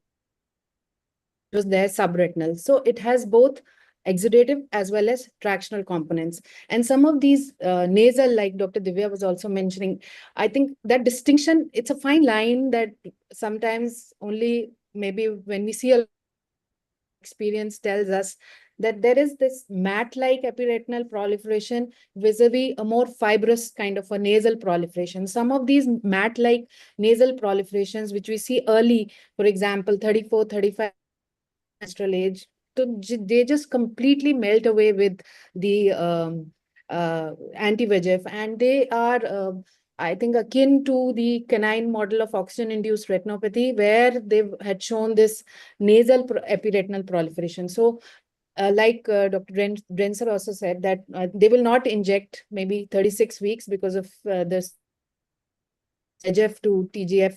But in our situation, I think when we see this morphology and we are still less than 36 weeks, because we'll have some of these cases coming up 34, 35 weeks. I think anti-VEGF does help in very rapid regression of this kind of a web-like morphology and this mat-like epiretinal proliferation. We need to recognize this, be aware of this, and as mentioned, that we need to have a very, very close follow-up. And some of these cases, if we just did earlier, we had that experience that the right eye, like if we did laser alone, almost always we would have an unfavorable outcome. So with the advent of anti-VEGF laser and an early surgery, wherein you don't need to do too much extensive, you just need to clear the anterior posterior traction and do a good peripheral laser, they will just regress very, very nicely. And this 4A or 4B in an eye which has a posterior zone 1 AROP behaves differently than a 4A, 4B, which we see following a staged ROP, like which has progressed from stage 3 to 4A. So I think that we need to keep in mind when we are examining and making treatment decisions in such cases. And as rightly mentioned, that this would be an ideal case to do an angiogram and make a decision to do any more supplemental laser in areas that may still show neovascularization or. Excellent points, Diksha. So much of talent and so much of knowledge, because I think of the volumes and the very, atypical cases. And we are seeing more and more of these now, which I did not see 10 years ago. So, really difficult situations, but then you're all tough and you're taking these cases upfront and doing great job. So heartening. Thank you all. So thank you, ma'am. So we'll move on to our panel discussion. Over to you, Virangi. Yeah, thank you, Dr. Snehal, and a big shout out to all the presenters for their wonderful presentations. And we've had a very enriching discussion by all our esteemed panelists. So moving on to the panel discussion, I'll just share my screen.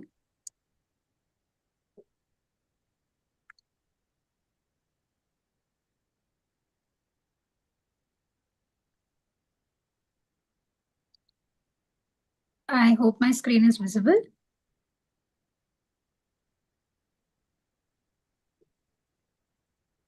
Yes, Am I audible? Yeah. So I would just go ahead with the panel discussion. So the first topic for the panel discussion is the current practices and challenges in using imaging as a screening tool. I would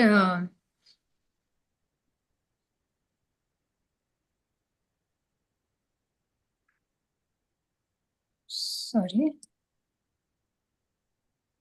I would like to ask the first question to Dr. Drenzer. How integral is imaging to your current approach for screening in ROP? So we actually do 95% screening using imaging. So the way that we set this up, and we set this up back in mid 2000s because we realized that we had a shortage of screeners and that we weren't able to get quality ROP screening out to every hospital. And so there were deficits happening. So we developed a ROP management software that you can use with any camera and set that up at our hospitals. And the way that that works is that there's actually a team in the neonatal unit that takes the pictures and manages the ROP. We do weekly imaging, and then we upload they're sent to us via text messaging. We access the software, read the images, and then that interpretation goes immediately back to whoever's in charge in the NICU. It's usually a neonatologist with follow-up. And so that has dramatically decreased our bedside examinations. But it's also, I think, really improved our understanding of high-risk ROP and how quickly things can change. Because when you have the ability to go from week to week and look at the progression, you can really get a better sense for the degree of pathology and the tempo of which it's progressing. So we use it almost exclusively. Oh, Virangi, make it like question. So you just Thank you, Dr. Drenzer. My next question is to Dr. Vinekar. In your experience, sir, what are the real-time challenges which exist when it comes to utilizing imaging for screening in ROP? Well, in our KidROP program, we've been using this now exclusively. So the challenges have been right from the time when it was first started. I think the mindset of the pediatrician or the neonatologist not allowing cameras to come in when they thought the previous gold standard was indirect ophthalmoscopy. So that was one then, but I think things have really changed now, and now they are welcoming us. The cost of the cameras was obviously a big problem. Scaling it up with a camera that costs about 1.5 crores was not possible. Fortunately, as we discussed, there are Indian cameras now, which are very useful. And I think integrating it into the public healthcare system has been the big challenge. And unless we work with the government in a public-private partnership, it will not be scalable. But again, these are challenges that are slowly being overcome with the efforts of so many. Thank you, Dr. Vinekar, for your comments. Moving on to the next topic, which is importance of ICROP3 classification. So my question to you, Dr. Jalali, is how has your clinical practice changed in management after the guidelines by ICROP3 have come in?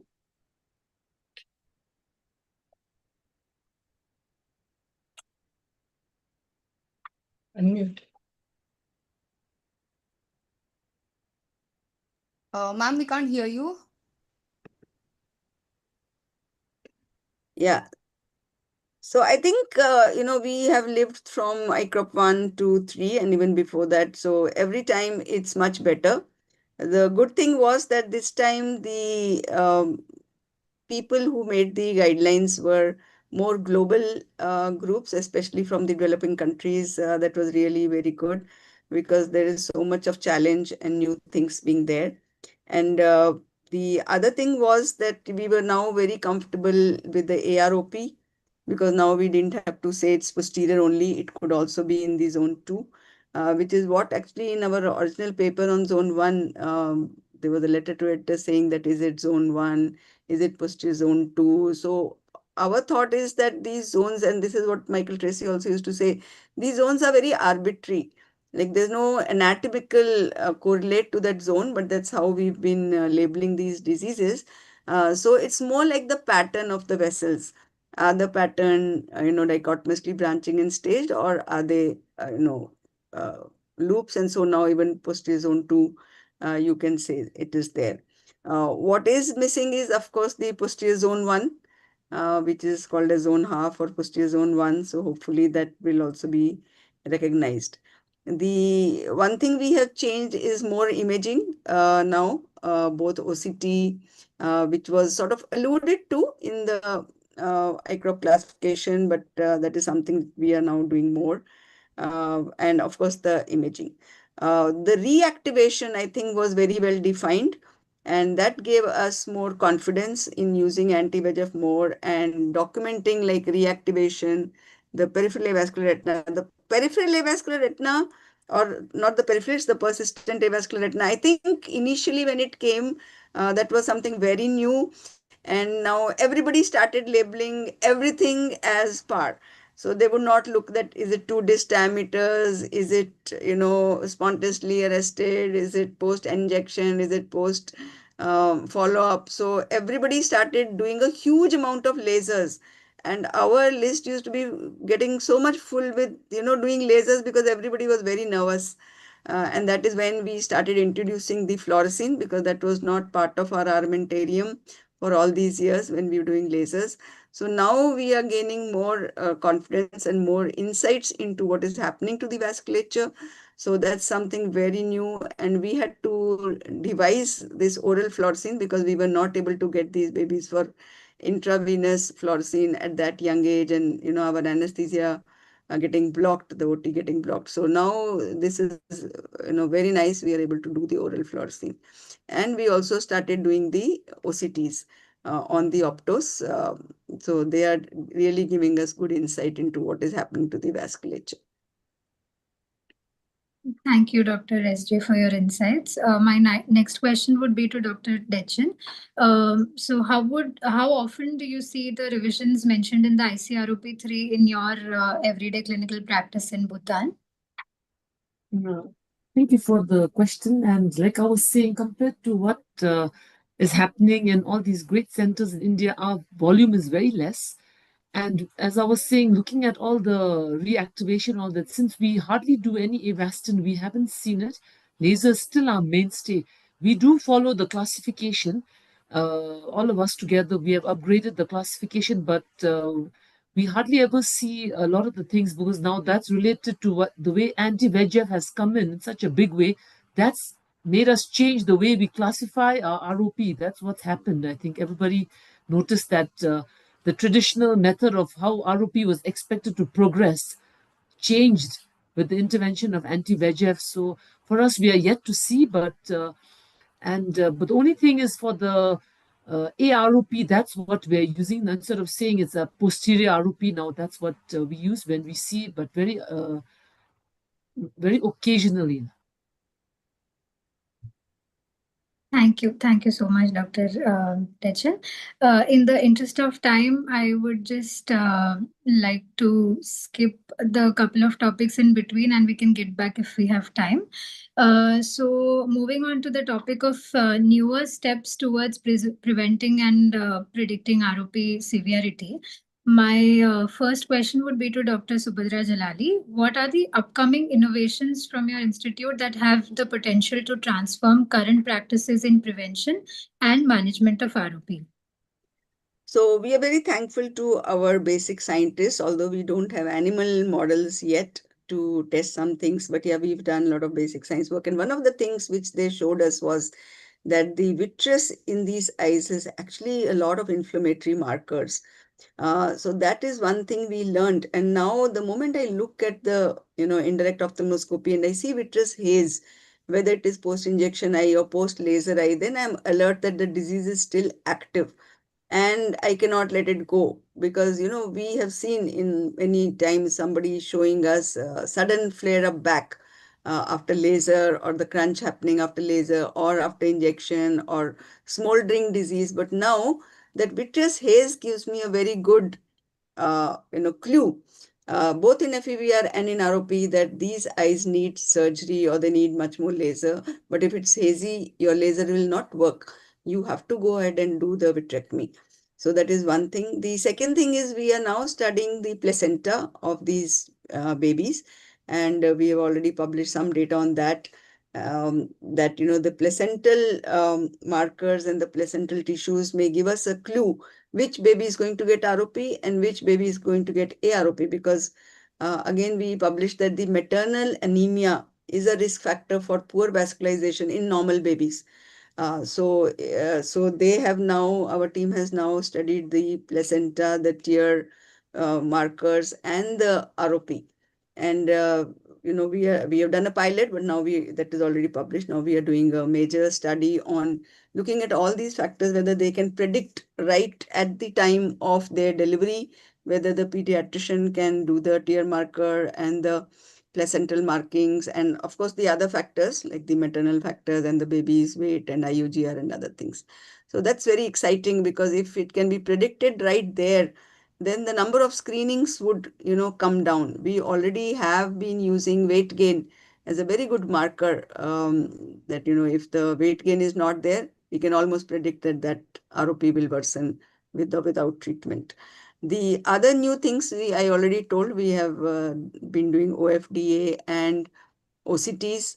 Again, OCT helping to predict whether it is an ischemic AROP or a non-ischemic AROP. And the ischemic AROP is characterized by choroidal thinning, by absence of cysts, and by presence of full thickness PAM lesions right before injection. And those are the eyes which are going to have much higher recurrence.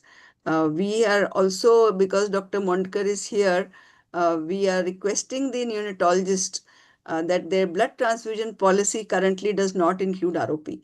And so what we have been finding is that if they give transfusion, then so much of ROP goes away, especially in the moderate and severe anemic babies. So we wish that, we are going to publish a very large series also. But, their currently they have all other systemic features, but the eye is not there. So I think the neonatologists need to get together with the ophthalmologist and look at vision, and anemia is having a profound effect. And now we have imagings, various imagings, OCT, FFA, showing how that ischemia in the retina is happening because of anemia. And just correction of anemia, in some cases, early AROP is also going away. Stage ROP is also going away. We didn't have to treat. So I think that is another, new thing which we are doing. Thank you, Dr. SJ. That was really fascinating. My next question is to Dr. Vinekar. How close are we to developing a toolkit for predicting ROP using tear-based biomarkers? The toolkit's actually ready. It's being validated now in multiple centers. We've moved on from 86 analytes to 5, and along with their postmenstrual age and birth weight, we now can predict which baby might get the disease during the very first screening itself by collecting the tears. By looking at 4 families: pro-angiogenic factors, cytokines, chemokines, and cell adhesion factors. So initially there were 86, then 10, and now we've come down to 5. It's being tested in multiple centers. We have few publications on it. Hopefully, right now the cost is still something that is quasi between a clinical trial and the outreach. But we are hoping that once the kit is ready and easy to use, it should become more available. Thank you, Dr. Vinekar. My next question would be to Dr. Drenza. What is the role of gene analysis in prediction of ROP? So this has been a really frustrating area in ROP. There's been a lot of work.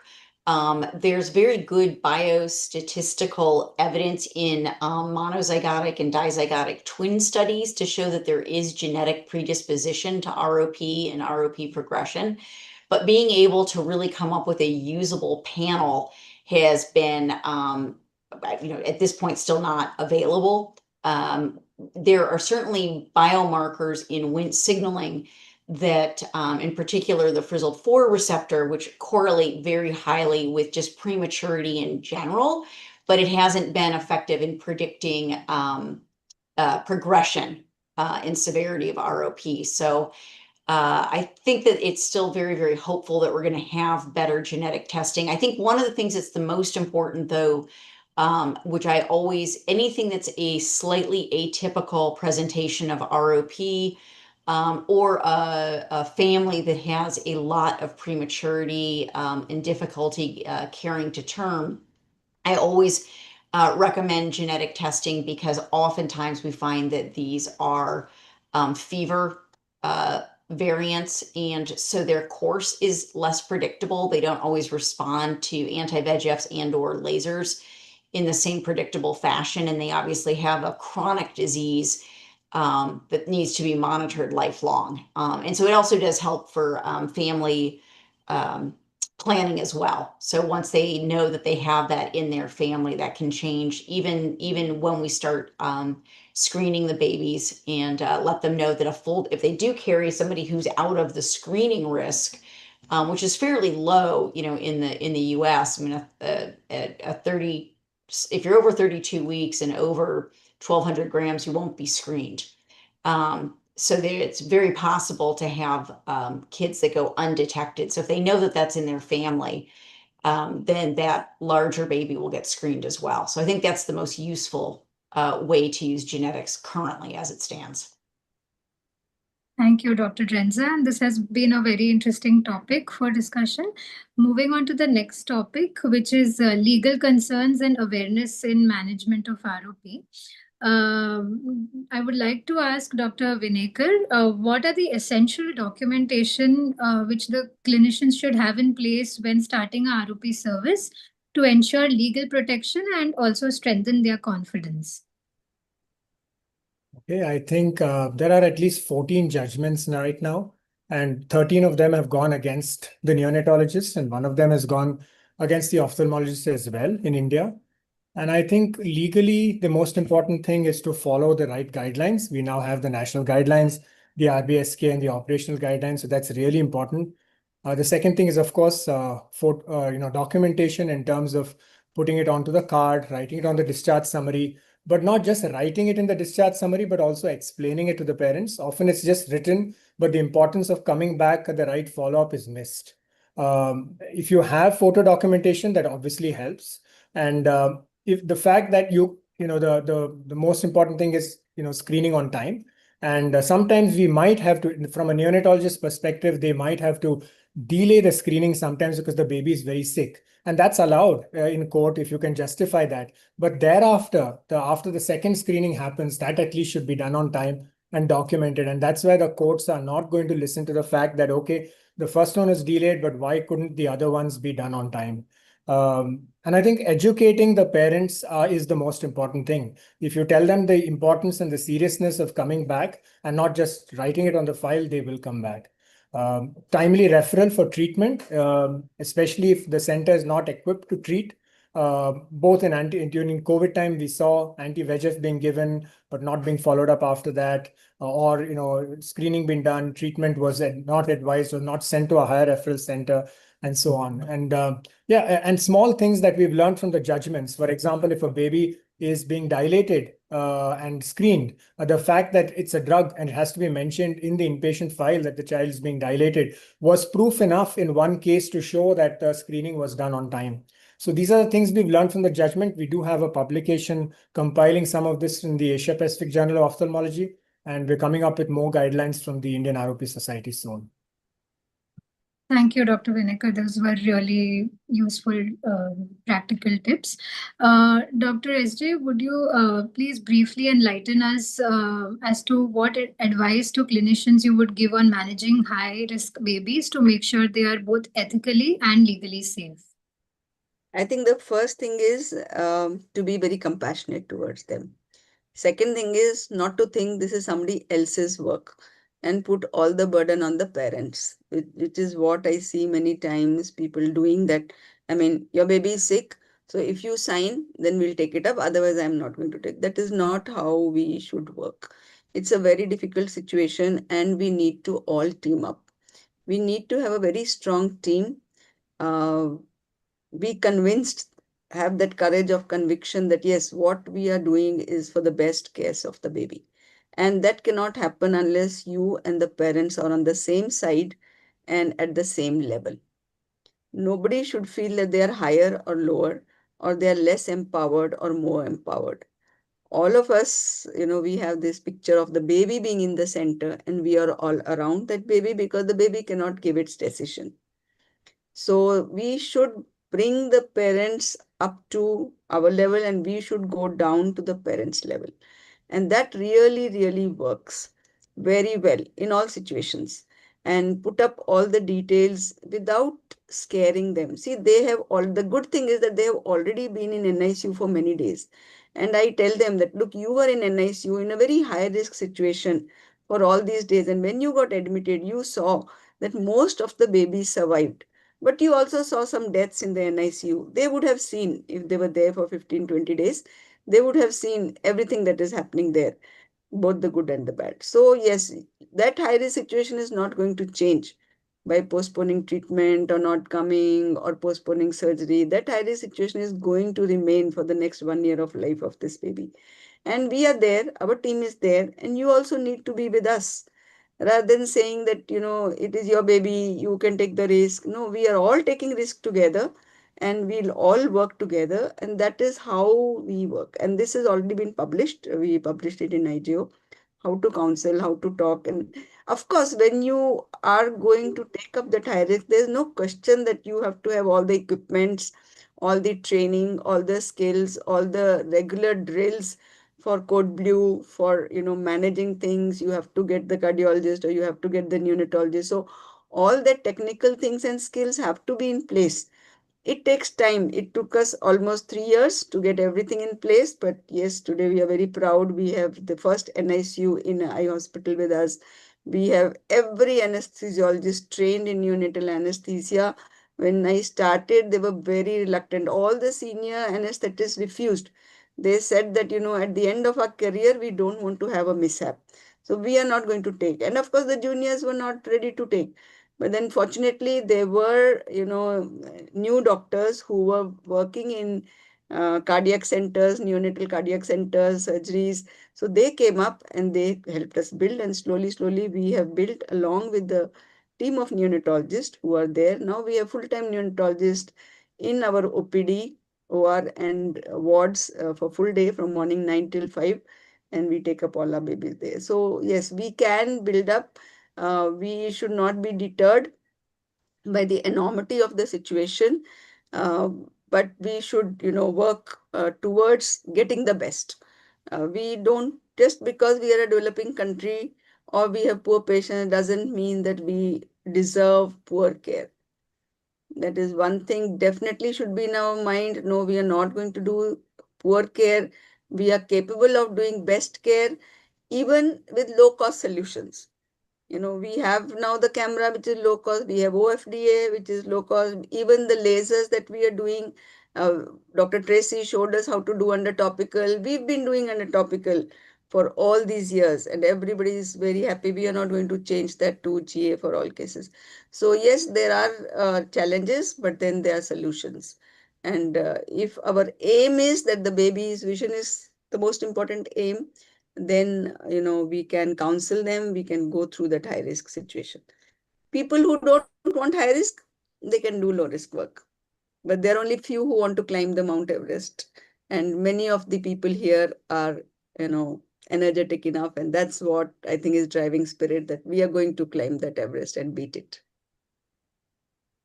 Thank you, Dr. SJ. You've always been an inspiration for compassionate approach towards patients.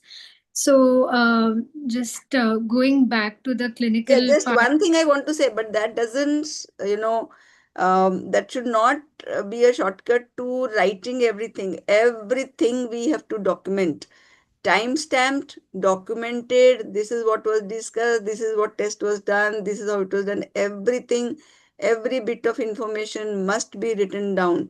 Anand just said, don't write, because that is one of the cases which went against the ophthalmologist. They have written ROP screening done, no ROP, come after 2 weeks. This is not acceptable. You have to write pupil dilated 8 millimeter with this thing, media was clear, lens was clear, disc was normal, vessels shows tortuous T, they are still in zone 2, there's no ROP, they are dichotomously branching. So all the findings, you can have it pre-stamped and then tick, tick, tick, tick if you don't want to write down. But you must write down all the findings and everything. It has to be documented. Your compassion is not going to save you, if something goes wrong. Compassion is there, but the rigor and the professionalism is equally important. Right, Dr. SJ. So, moving to a clinical topic again. So, the topic here is managing long-term complications in ROP. I would like to ask Dr. Drenzer, what is the longest follow-up case of ROP at your center, and what changes have you observed in the fundus once the child grows older? So we follow a lot of these kids even into adulthood, oftentimes, just to manage their course.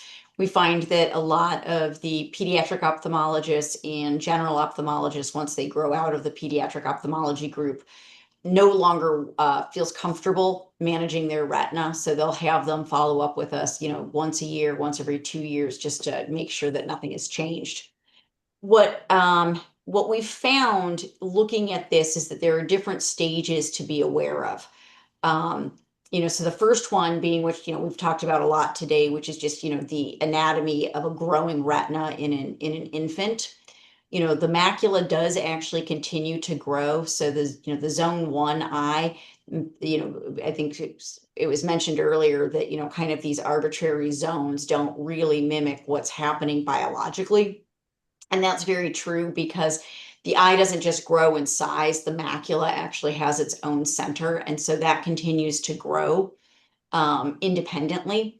But the majority of your retinal development is going to occur about 12 weeks post due date. So you have this kind of genetic switch where you're in a developmental phase. And that's really a Wnt signaling based process. And then once the baby's about 3 months post due date, that goes into a maintenance phase. And that's one of the reasons why we see this persistent avascular retina. That developmental pathway is no longer working. And so what they have around by about 3 months post due date age is what they're going to have for the rest of their life. They're not going to grow new retina. So that's kind of the first stage. The next stage is when they are, about 4 to 6 years old, when the eye starts going through that next growth spurt. And so that's oftentimes when we'll see changes. If there's any contraction of the ridge, all of a sudden you'll see sometimes some new macular dragging. You'll see if there's a little bit of a localized TRD in the periphery, that can stretch, and sometimes you'll see either a new TRD or sometimes even a little bit of fluid under the retina, even though there isn't a regmatogenous area. So I usually tell parents that they need to continue monitoring for any vision changes, and if they see something unusual in functional behavior, to make sure that we take a look at that and see if there's been a change in that structure. And then the next phase is really kind of what I call the young adulthood phase, which is, and we see a lot of this now in the States, and we'll see more and more of this, which is the unablated eyes. So the unablated eyes have these, large areas or variable areas of, persistent avascular retina. And there are a number of practitioners across our country that only use anti-VEGFs. They don't laser ablate. And so these young adults matriculate out into the general ophthalmology population, and it's unrecognized that they were premature. So they're diagnosed as being myopic with lattice, and they get referred into retina for detachments. And so I have a very low suspicion of a, myope with a detachment in one eye of, I always ask them, and Mike Tracy always had a funny joke. He goes, they might not know how many weeks they were, but they always remember their birth weight. And so, I ask them, by any chance were you premature? How much did you weigh when you were born? And a surprising number of these young adults will say that they were premature. I'll get an FA and see that they have, a pretty wide area of avascular retina in their fellow attached eye. So at the time of surgery, I consent them to laser their avascular retina as well. So it is a lifelong thing. And I think that with anti-VEGFs in particular, we're going to see a lot more of this lost to follow-up for ROP, and then reintroduced as adults that come in. And the problem with that is that a regular adult vitreoretinal surgeon does not understand how different their anatomy is. So, unfortunately, we'll get a lot of referrals of somebody who failed a primary vit and now has a PVR detachment, and they failed the primary vit because their vitreous base is abnormally large. It goes all the way down across the avascular retina. It's going to contract. Because it's avascular retina, it has abnormal thinning, and it's more friable, so it breaks through the laser more frequently as well.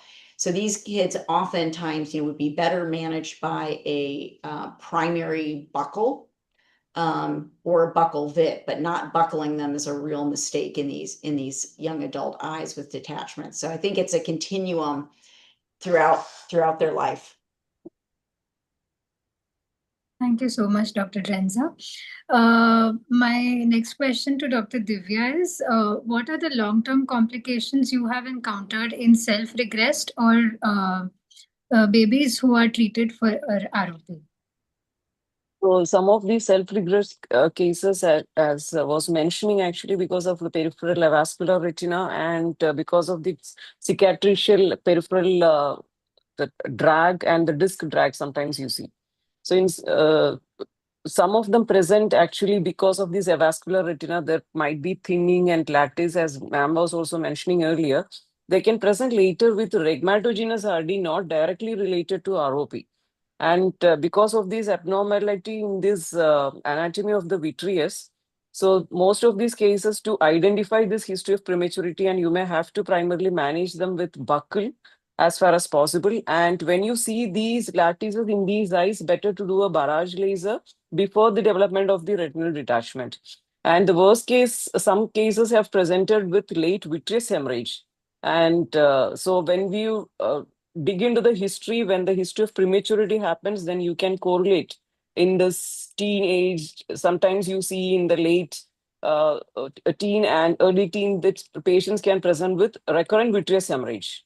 So this could be because of the maybe even in anti-VEGF treatment or spontaneously regressed because of the peripheral avascular retina that might be causing these recurrent vitreous hemorrhages. So see, these are some of the conditions where you might come across. And in cases where there is a significant vitreous hemorrhage associated with the retinal detachment, you might have to combine with the buckle with the vitrectomy, because it is very difficult to induce PVD in these cases, sometimes even just up to the arcade also, sometimes it is very difficult.